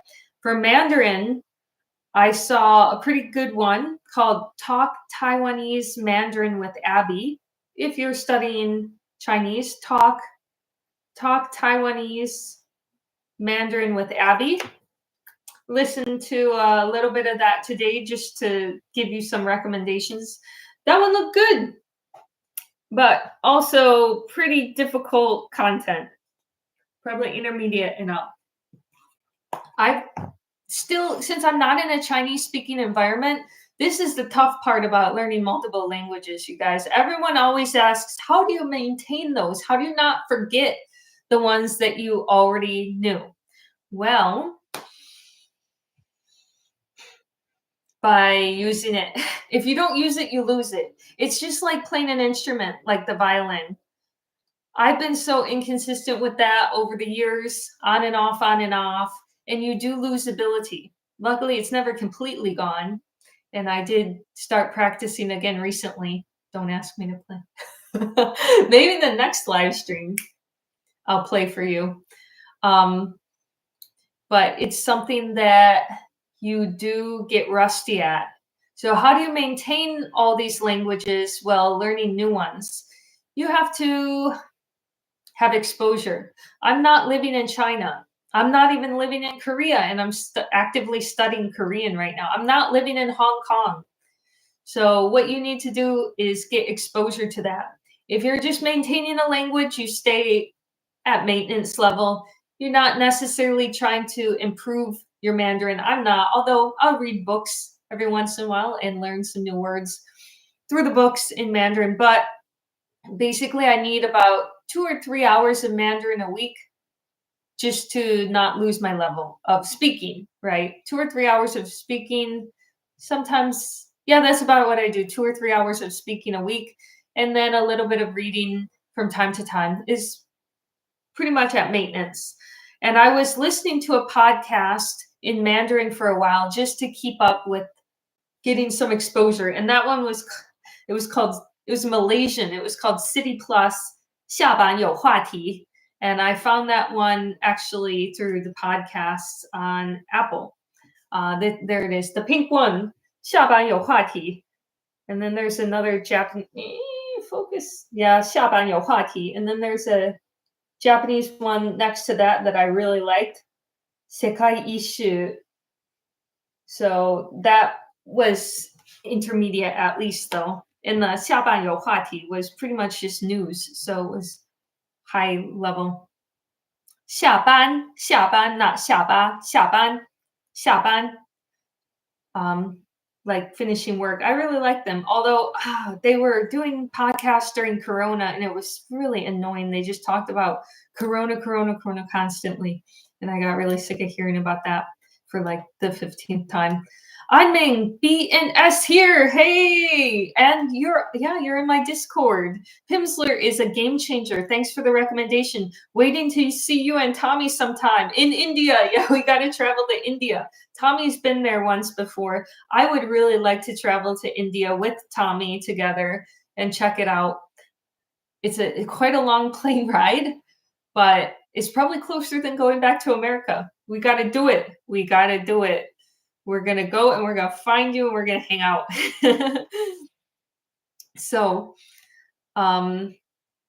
what are you using for Pimsleur? Are you using their Japanese program right now?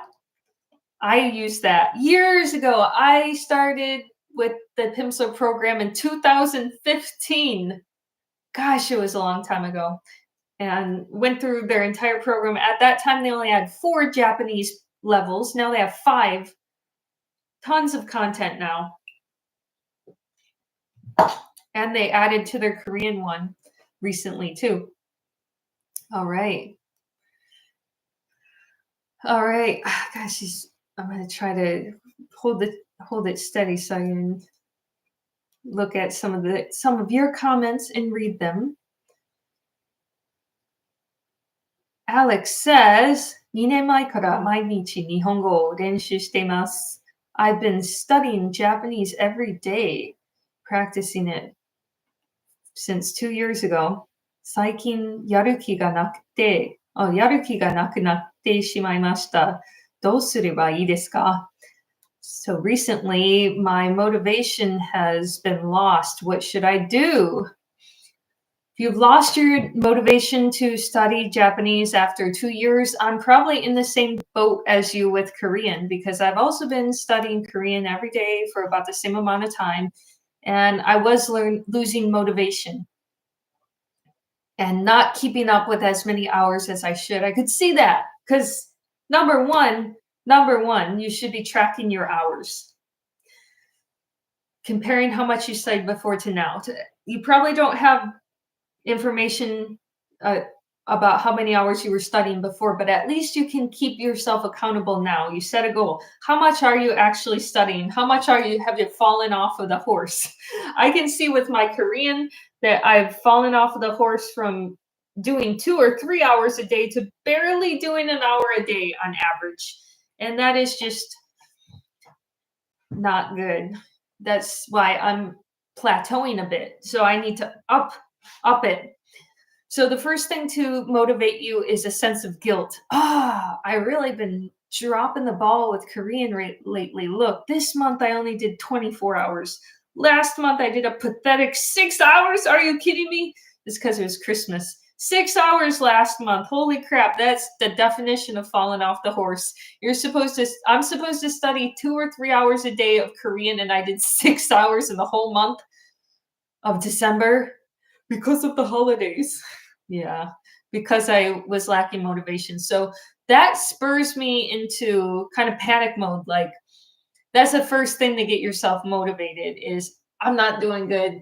That's not enough hours. Let's get those numbers up.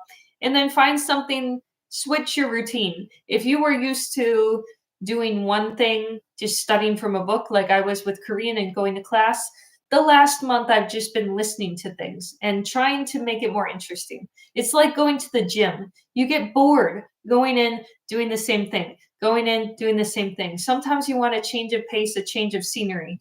So perhaps with Japanese for you, if you're lacking motivation, try doing something completely different for the next month.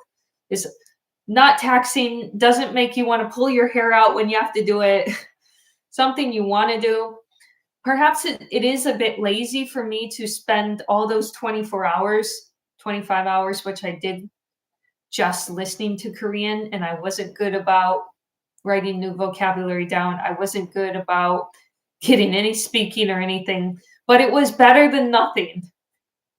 So I didn't feel like challenging my brain that hard.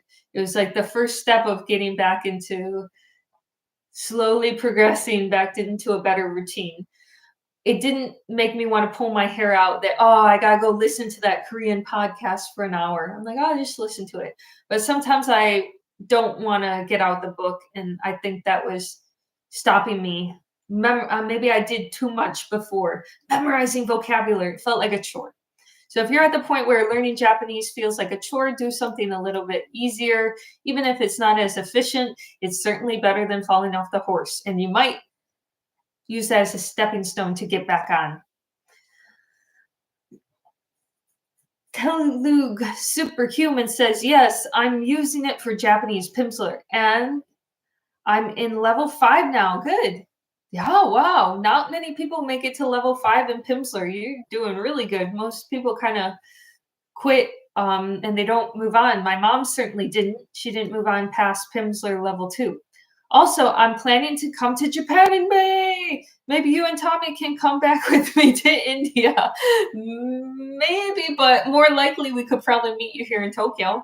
And I do like to meet fans of the channel, especially people I've talked to for a long time like you, and even people I've talked to for a lesser amount of time.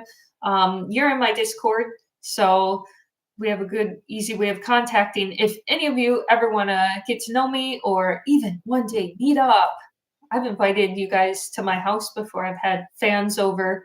The best way to get started is to get in my Discord, and then I'll know who you are, and then we'll start to talk, and then you can tell me when you're in town.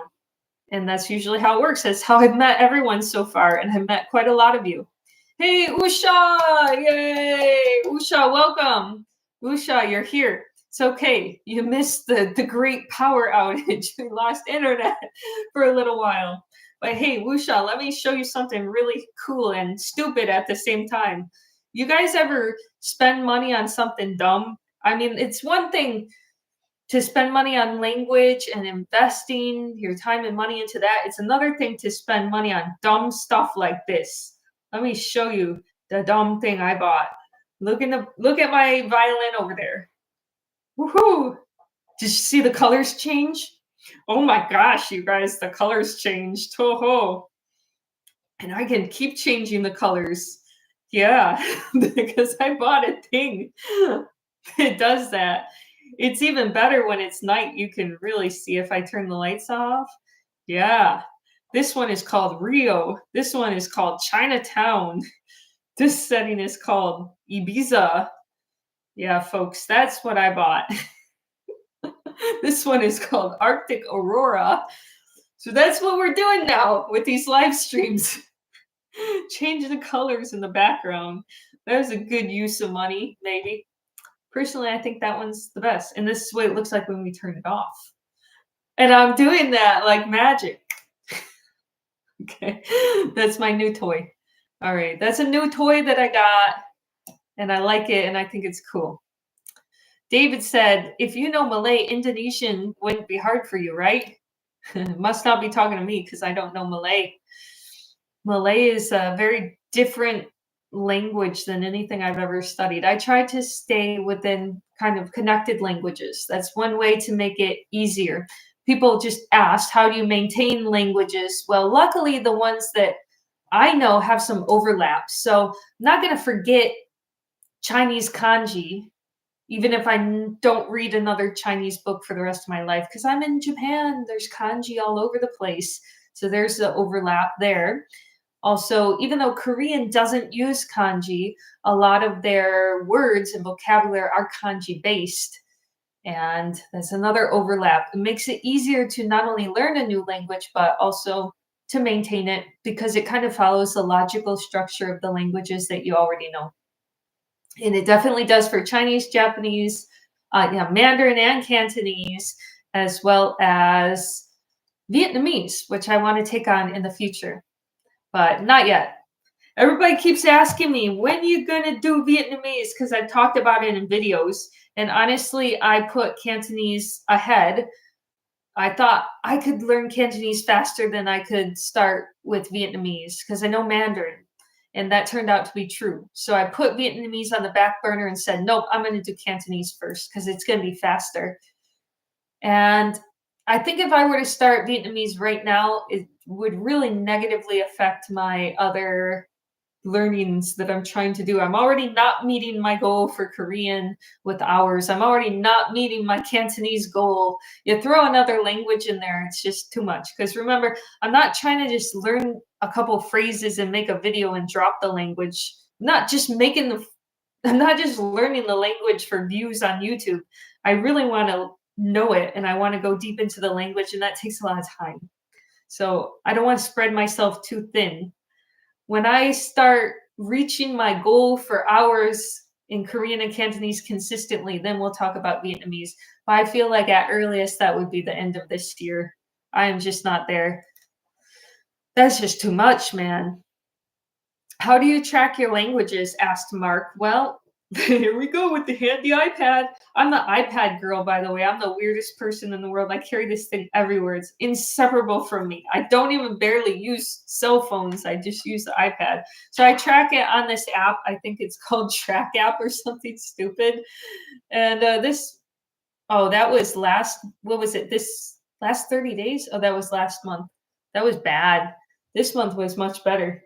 The holidays didn't get in the way. Here, look at the good one. Don't look at where I failed. I met 30% of my goal last month. My goal was 100. Did it this month, but really I'm just making up for last month where I didn't do much. But now I know I didn't do much, and I try all the harder this month with everything.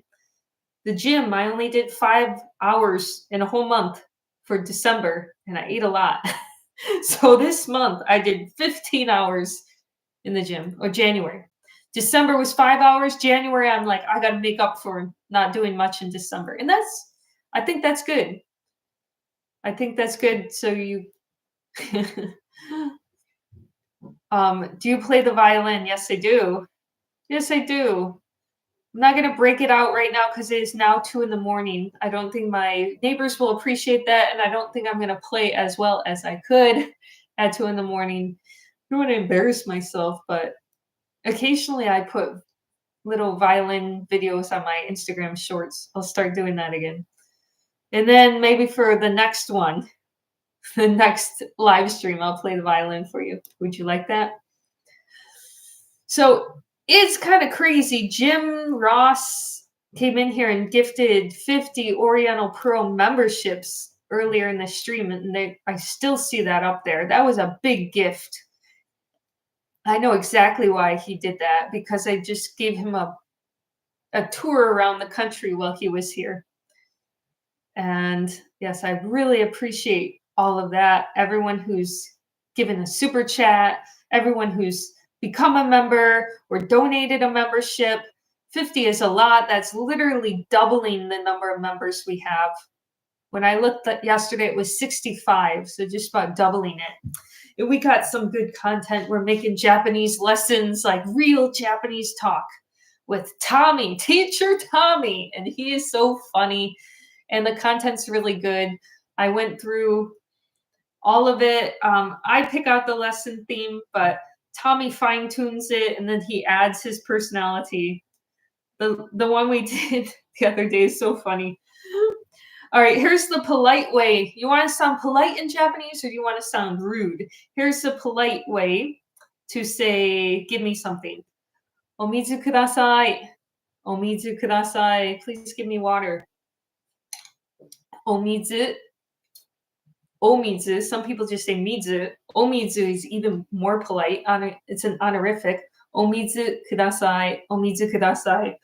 If you want to be rude, we said this in the video, it's really bad, like super rude. So when we made the video, we said, Hayaku yokose. Mizu yokose. Mizu yokose. It's like, hand that over. Hand me over that water. Hand it over. Gimme. It's even worse than gimme. I don't know. Hand it over. Yokose. Yokose. Omizu kudasai. Mizu yokose. And then we have, if somebody's in your way, this is another really good one. That was in our video. If somebody's in your way, you're trying to get off the train, you say, sumimasen. Hai, chotto torimasu. Chotto torimasu. Torimasu. Torimasu. And doke. Doke. Oh my god, jamada. Jamada yo, doke. So that's some really, really rude Japanese. Hey, next time you're in Japan and you're getting off the train, just tell everyone, doke. Get out the way. Get out the way. Super rude, but it's funny. It's funny. You'll probably hear that in anime. So I think if you're learning Japanese to read manga, watch anime, or watch TV, that's going to come up. And you're going to know, yokose and doke. All right, I'm going to answer a few more of your questions. There's a lot. I'm trying to do my best. If you are a member, I'll probably see it more clearly because there's a badge next to it. If you have that badge of honor. Or, hey, if you send a super chat, I'll definitely see it and I'll answer your question. But let me go through iPad rules. That's right, Chris. That's right. Chris, what language are you learning right now? You're probably not learning Chinese. You're probably a native speaker. Are you learning Japanese now? Do you speak predominantly Japanese or English in your house? That's a great question. We speak predominantly Japanese, which is so funny because when we make videos together or did live streams together, we're speaking in English, which is so odd for us and so awkward. But yeah, we basically are only speaking Japanese at home from the time we get up till the time we go to bed. So when we just lost the signal, and half of our viewers, they didn't come back. When we lost the signal, I said, Tomei, chotto. He's in the shower. I said, I don't want him to think, Tomei, chotto. ちょっと助けて。大変なことになってるから、助けてくれ。早く。電波が弱すぎ。もう生配信が切れちゃった。And that was my, I hope he didn't hear that. He's going to think it happened again. So my first instinct was not to talk to him in English. My first instinct was to go to Japanese because that's what we use. But you know what? I give him something. When we go out drinking in the bar and when I've had 3 or more drinks, I don't want to speak foreign languages. It's like when you're tired, like right now. It's like when you're tired, your brain's not working at full capacity when it's 2 a.m, but also after having a few drinks. So I tend not to speak to him in Japanese when we're at the bar because my brain's not working at full capacity, nor is it working at full capacity now. Hey, I don't have that big of a brain to begin with. I know some of you think I do, but I don't have that big of a brain to begin with. And we need everything working to go smoothly here. Hey, Lori, glad you're still here. 10 a.m. Patty Wap says where he is. So I was thinking of doing an IQ test just to prove a point.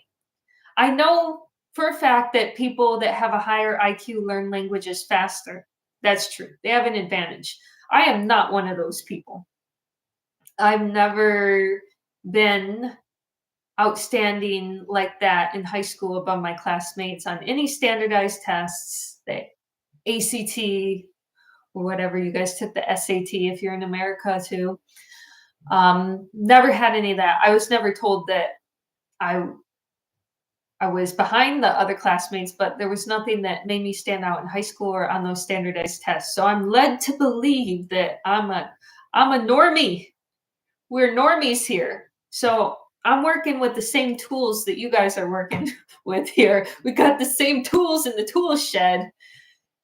Maybe you're not always using all your tools, you know. You're looking at your phone, playing on YouTube or whatever, but I'm making the best use of my time most of the time. And I'm just a normal person like you guys. And I didn't have any special advantage with learning the languages. It was just pure dedication and hard work. So even normies like me and you can do it. So I was going to do an IQ test just to prove that point, to kind of motivate everyone. Now, I don't have any special talent. I don't have any like impressive intellect. Not stupid.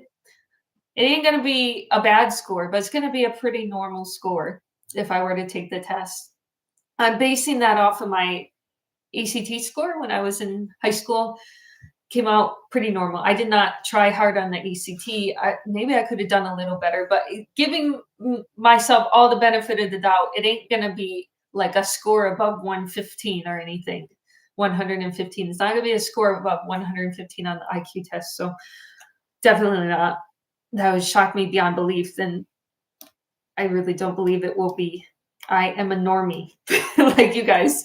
So I was thinking of making that, but I don't like tests. It takes like, if you get a real accurate IQ test, Tommy and I were going to take it. And then there's two reasons I didn't want to in the end. Like, one, interspousal competition. I don't want any who's smarter than who stuff in this household. So that would be kind of not good for our house. We don't need to compete with each other. And then number two, I hate tests, and it takes like an hour or two to get an accurate IQ test, not the 10 minutes, and we'll mail you your score if you pay $20 to prove how smart you are. Like, none of those scammy things. Like, the actual IQ test will take an hour or two, and that just sounds miserable. I don't even want to do it. Just to prove that I'm a normie and all you guys can study languages just like me. That was just the point. Wusha says an IQ test would be an interesting idea. It could possibly motivate others. Yeah, that's what I thought, but maybe I don't want to know my IQ. Or maybe I want to hold on to the small glimmer of hope that maybe I'm special. Somebody tell me I'm special. I don't want to prove myself right. Oh, yeah, I am a normie. Oh, yeah, 107 or whatever, 110. It's probably what we're gonna get here. And yeah, I did do well in university though, but that was an easy major. Like, I didn't choose freaking nuclear engineering. That's where the smart people go. The people that are good at math and science and stuff. I could do it. I had to take statistics and classes like that, but it did not come to me naturally. Like, I had to work at it, and I could learn it eventually. But there's people that just pick up things so fast. I'm so envious of them. But at the same time, some people that are really high IQ, they don't end up accomplishing much in their lives. And some of those people are the most bitter of all. They think just because they're smart, like the world owes them something. Doesn't work like that. Just because you're smart doesn't mean you learned a lot. You have the ability to learn, but doesn't mean you took advantage of that ability. So those are some of the most bitter people on the planet. Smart people that are unsuccessful. But don't worry, I'm a normie just like you guys. Maybe some of you are really smart out there. Actually, there's a lot of people on my channel that are IT guys or engineers, computer science majors. Some of y'all are really smart. There's a lot of you in this chat now that are smarter than me.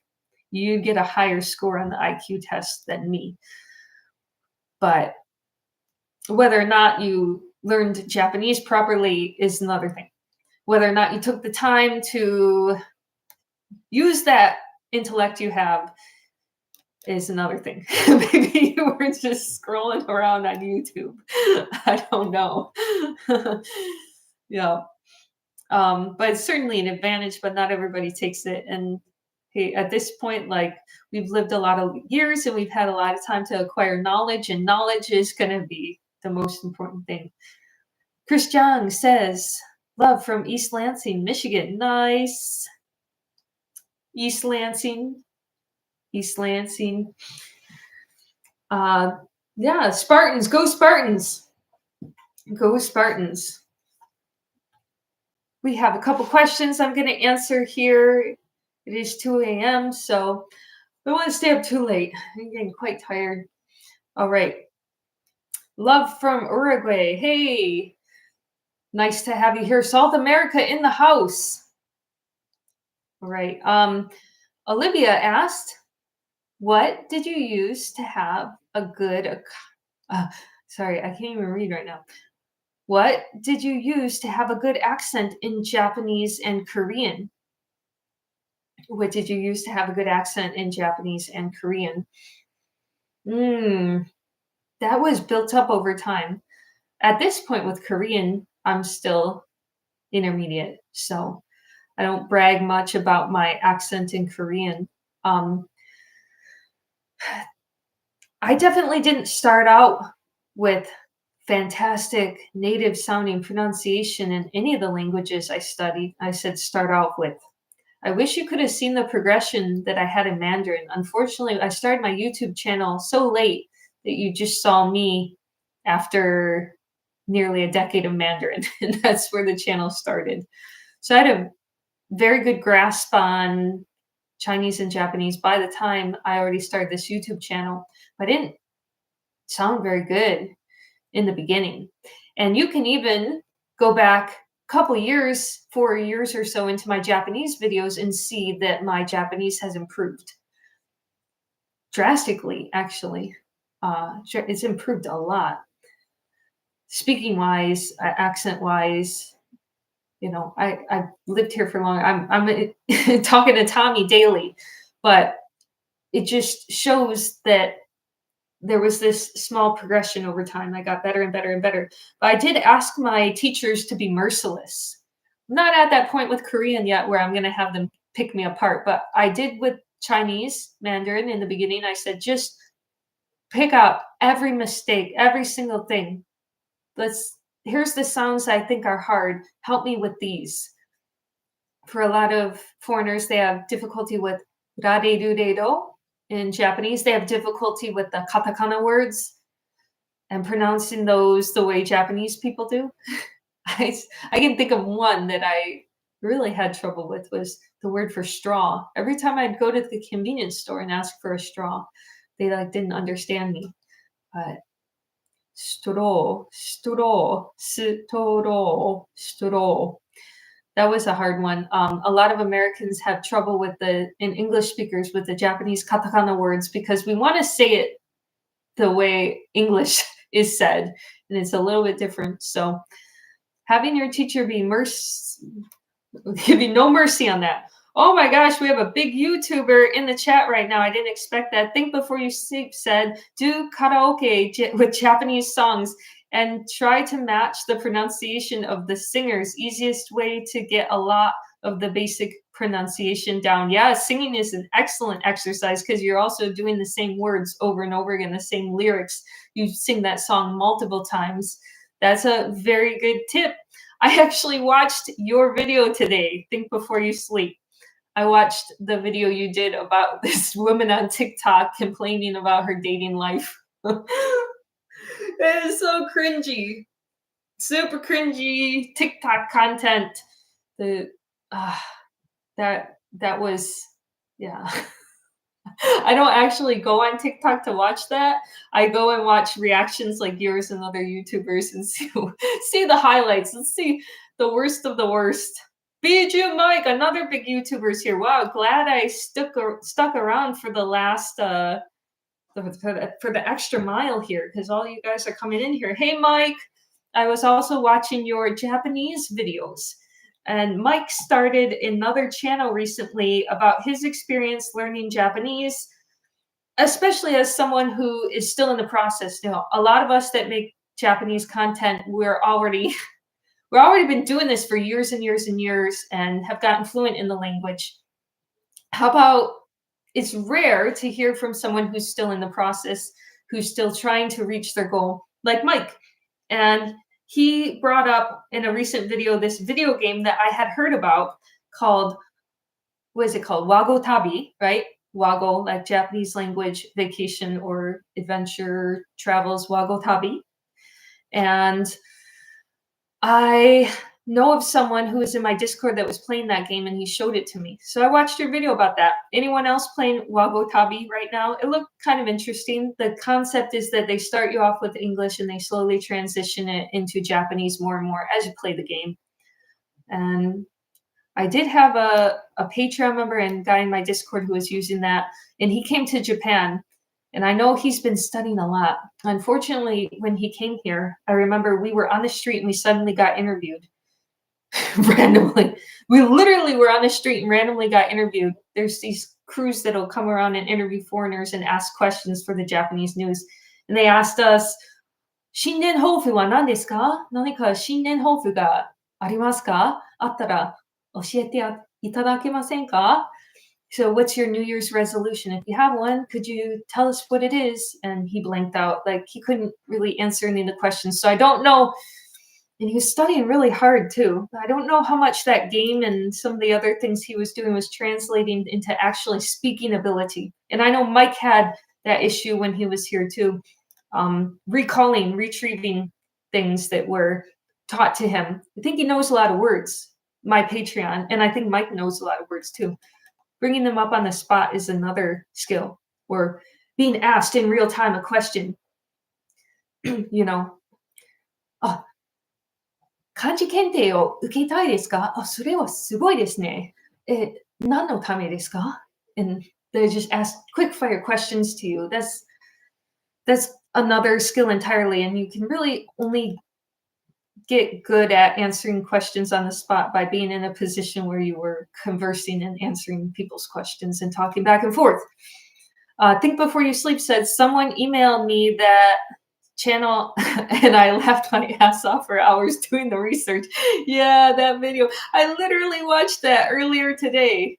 I literally was just watching your channel earlier today. It's like 2 a.m. Japan time, so that was 10 hours ago or so, and it was super cringe. I like the part where you said, well, most YouTubers like actually take a shower and do their hair and makeup before they get in front of the camera, so that you should add another hour to that. And she went in a t-shirt. I mean, she could do that, but yes, you were right. I always make sure. I think most people, they know they're going to be on camera. All right, I'm gonna at least do my freaking hair and wear something that's not dirty. That might take 30 minutes, or an hour or so if you really want to glam up. But yeah, that's really bare minimum if you don't even get dressed up or anything for the videos that you know are going to be seen by hundreds of thousands, if not millions of people. I would be embarrassed, but you know, some people want to go for that casual look. Mike said, sadly, I have been doing this for years too, slowly but surely, learning Japanese. I just didn't put the time in for the first few years like a dummy, trying to be better. Well, I think you too, like me, I just started tracking my hours last year in July and how many hours I'm studying on a monthly basis, if not a daily basis. I do it on a daily basis and then it adds up, tells you how much you did in the last 7 days, the last 30 days, and you can review month to month. And you set a goal for yourself. Sorry, you set a goal for yourself. How many hours do you want to study this month for Japanese? You can break it down: listening, reading, writing, speaking. Try to get a balance, and then hold yourself accountable to that goal. I always say keep the goal high. You probably will not be able to reach that goal. Definitely not every time. But I say keep the goal as high as possible. And if you get 80% there, you can at least feel like you got a B minus. B minus. I'm happy with the B minus. And then the months you do get that goal, you feel really good. This month I was so proud because I did 100 hours. Not to mention last month I really fell off the wagon, but I think it pushed me to do more this month. So that might be a good idea for you, Mike, tracking your hours so you can keep yourself accountable and also balance your time. If you're spending a lot of time with reading and writing or listening, know in relation to that how many hours of Japanese you're speaking, because you come here a lot. See, Mike has been in this house at this table eating dinner with me and his wife and Tommy. So you come to Japan a lot. I'm sure you want more emphasis on speaking. And I think you know a lot of words. So seeing in proportion, like your Japanese study hours, say you're doing 30 hours a month, maybe you're doing more. Maybe you're doing 50 hours a month. If you see only 1 hour with speaking, well, then you'll know where the weak spot is, right? Not that you have to make speaking your biggest thing. That's really hard to do, especially abroad, but just kind of see where it is in relation to the reading, writing, and everything else you're doing, and try to balance it out a little bit more. Jim Ross is back. He donated 50 freaking memberships earlier. Thank you. Jim's trying to be perfect is the enemy of trying to be competent. That's right. That's right. That's why my mom quit Japanese. She was studying for a while and she's so smart. We were just talking about IQ earlier. My mom is so freaking smart. My mom is smarter than me. Smarter in that I guarantee she has a higher IQ than me. I don't know if now that she tells me the test she took, I don't know if it was really a certified test, but she did test her IQ. And she got like 130 or something. She got a really gifted score. That's a high score. I ain't going to get anywhere in that range. I ain't going to get no 130. But She quit learning Japanese. She's like, I don't want to. It's too hard. Too hard. Well, you're smarter than me. You should be able to. What do you mean it's too hard? You solve problems and find patterns faster than me. You have a higher IQ. This should be easier for you than it was for me. But you gave up. Why did she give up? Because she was trying to be a perfectionist. She would not let herself move on from a lesson until she understood every single word, meticulously, like going through. Okay, now I got to do it again. I missed that word. I got to do that lesson again. I missed that word. No, just move forward. It's not even necessarily true that every single word in the lesson you're going through is essential. Some of this stuff you can pick up later, but she had what do they call it? Perfection paralysis. Perfection paralysis because she would not move on to other lessons because she didn't feel like she completed the ones before. And I think a lot of people are like that. Don't worry, you don't have to understand every word that you're listening to in the lessons or in the content, not even close. Let's go for 60%. Let's go for 60% and up and use that as our gauge, our standard. Yeah. Book Nerd for Music said, that is my issue. Perfection syndrome is so hard to get over. Yes. You might have a type A personality. You might be a bit of a perfectionist. Hey, a lot of people are. A lot of people definitely are. I can be like that, but with languages, I had to not be like that. I kind of let go. Let it go. Get what you can. Okay, Almighty Joe says, 日本語の勉強は大変だね。私ももっと勉強しなきゃ。怠け者。怠け者けど、I'm a lazy person though. Studying Japanese is a hassle, right? But I need to study more, though I'm a lazy person.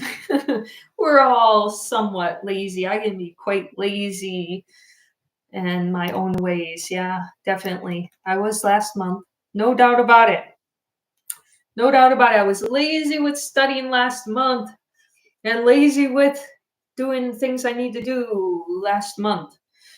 And now that I'm studying a lot, I'm getting lazy with doing the YouTube videos.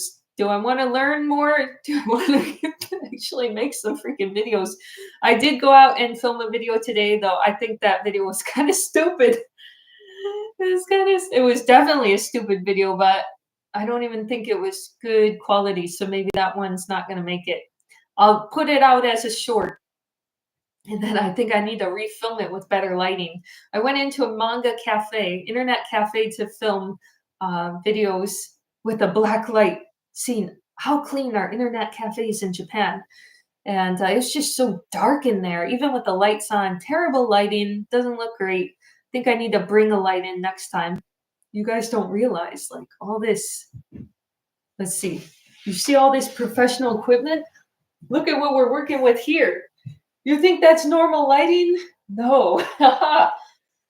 You gotta bring one of these to the freaking manga cafe. Like, this is how you get good lighting and stuff. It is not as simple as it looks. You think I'm just sitting here at my computer. It took me 30 minutes to set this stuff up. And that's what you gotta do with the videos too. Oh yeah, by the way, guys, this is my... Can you see me? It's crooked. This is my outfit for today. This is my outfit for today. If you don't like it, you can leave. Another TikTok reference. This is my outfit for today. If you don't like it, you can leave. Anyway, yes. Yeah, why did I take a black light to a manga cafe? I thought it was a half-baked idea for a video, but yes, I took this to an internet cafe just to see how clean it was, and boy, did we find some stuff. Dude, I got out there with my safety first glasses. Oh, looking cool. I got out there with my safety first glasses and my black light, and let me tell you, we found some stuff in the manga cafe. I took this to my own house and I was shocked. Like it shows every speck of dust, everything. And yeah, so that's what I did. It's such a stupid video. Hey, do I look cool? I'm gonna shine this on you. Safety first. Don't shine this directly in your eyeballs, folks. Kids, don't do this at home. If you go to a manga cafe, an internet cafe in Japan with a black light, you will never go into another internet cafe ever. It was surprising, like the places that were dirty weren't the places you would think. You would think like the remote controls, the mat on the ground, the keyboard. No, that was looking pretty good. They cleaned that. It was the walls. It was the walls and the pillows. Oh my gosh. They ain't cleaning that very well. Anyway, yeah. So which manga cafe looked the worst under the black light? Well, you're just going to have to watch the video and find out. I thought that I'm really trying to branch out and do some different kind of content, but you don't know how it's going to go. It's my first time filming something like that. Just didn't realize it was such unflattering dark lighting in there. I need to bring a light. Didn't realize that. So experience, right? Maybe I'll go to another one, but maybe this is going to be a good video. Maybe it'll be popular. Maybe nobody will care. I've done all that for nothing, but that's a risk you take as a YouTuber. But I'm not going to let you know which internet cafe was the dirtiest, but I will let you know they were all somewhat dirty. But which one was the worst? Which one was the one you should avoid? We went to the dingiest part of town too. We went to the area with we went to the red light district too. We went there to review the manga cafes and see if they're clean. With my my black light of truth. How clean. Dude, even my clothes, like I could see fuzzies on them and stuff. This shows everything. You're not hiding. But anyway, that's my half-baked video idea. I'm going to make a short about it tomorrow and put it up and see how people react. If there's some interest, like serious interest, all right, I'll go to a few more, review a few more, and make a full video. If the interest is low, okay, well, we had fun tonight. That was it. Then we'll make the short video, and that's all. Anyway, Kenji says, I've been using Pimsleur free trial, and it's very easy. I'm glad you like it. I'm really glad you like it. I love their program. That's one I didn't show today. I showed a lot of YouTube content earlier. I showed you a lot of ways to find free stuff on your favorite platform, YouTube, to improve your language skills. Told you about some pitfalls to avoid while doing that, like turning on the English subtitles, like using content that has a lot of translations in it, making you translate this from English, translate that, Japanese to English, English to Japanese, translate this sentence, that sentence, to avoid that kind of content. Avoid content that's trying to turn you into a translator, because not all translators are good at the language. In fact, you can be a very good translator and suck at the language, but you can translate it well. And I don't want that to happen to you. Although we can all learn translation to a certain degree, just don't make that your main form of exercise. And who else we have here? I'm going to do a few more questions. I'm staying on an extra long time because two big YouTubers came in here that I both watch. I watched them both, and that kind of surprised me. It gave me a little burst of energy to see them in my chat. One of them I didn't know until a few months ago was studying Japanese, but I think that's cool. I think that's really cool that there's a lot of interest in Japanese in the YouTube community. I mean, no surprise, right? YouTube is a platform very close to the gaming world, and a lot of great games came from Japan. Lo and behold, a lot of YouTubers like Japanese games and they like to learn Japanese. PewDiePie is one of the biggest YouTubers on the platform. moved over to Japan, the influence is strong. You go outside of YouTube and no, not nearly that many people are studying Japanese as it looks on YouTube. But in the YouTube community, it's the biggest language, and there's the most interest. Even though I think in real life, as a foreign language for English speakers, Spanish is bigger, much bigger. But on YouTube, Japanese rules. It's kind of shocking. All the stuff I see with Japanese references, or katakana on the t-shirts, katakana on the merch, Japanese language all over YouTubers' merch and stuff. It's funny. It's funny. Even channels that have nothing to do with Japan, they like it. It's popular. Okay, do you want to? Somebody said, I want to learn Russian. Learn it for me. I don't have time to learn it. You learn it for me. Are you still learning Cantonese? Yes, I am. I have a class in a few days. I need to spend more time on Cantonese. I don't spend enough time on it. Definitely not. And yeah, I'm enjoying it. Konbanwa. Hi, konbanwa.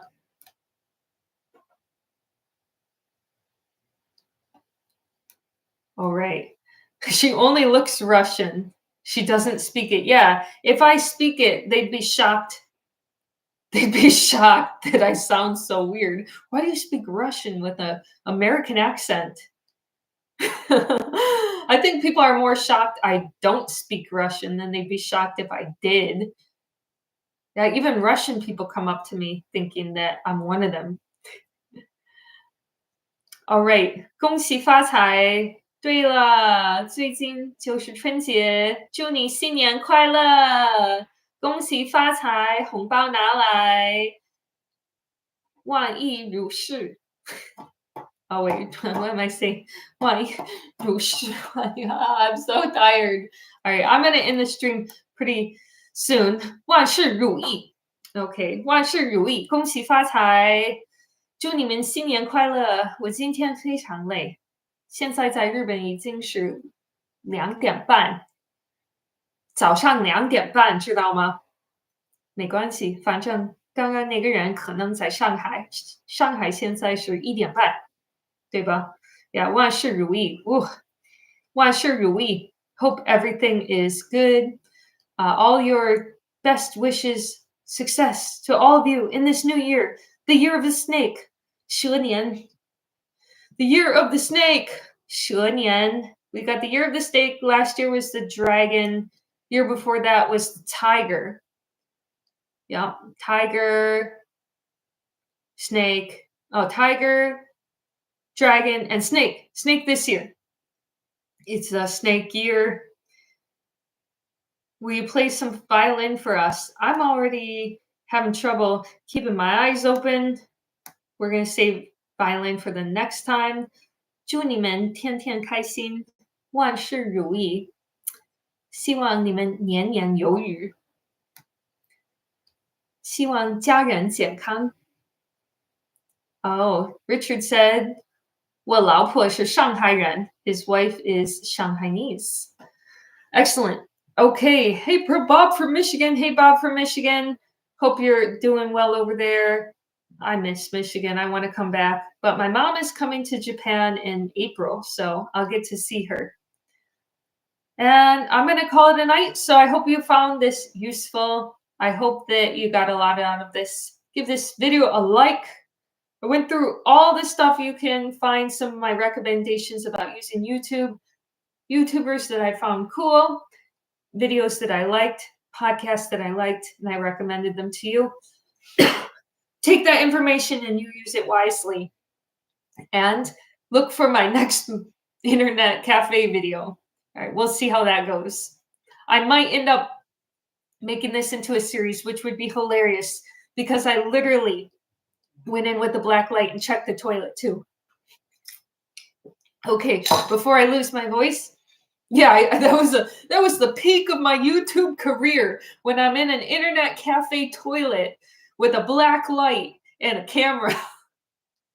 It was one of those personal toilets, one person. And yeah, I'm literally like there with the black light checking if it's clean for the stupid half-baked idea I have for some stupid video. All right, we'll see how it goes. Anyway, peak of my YouTube career here. Yeah. Reaching new highs and new lows in 2025. All right, I'll see you around. Yeah, the situations you put yourself in for content. That was one. I was there with the black light, like, I need a new job. I need a new job. But if it's a popular video, then I might just be doing it again. So see you later, everybody. You have a good night. And晚安. 오야스미 나사이. 안녕히 주무세요. All right, bye-bye. Catch you later. Enjoy my lights. The light show.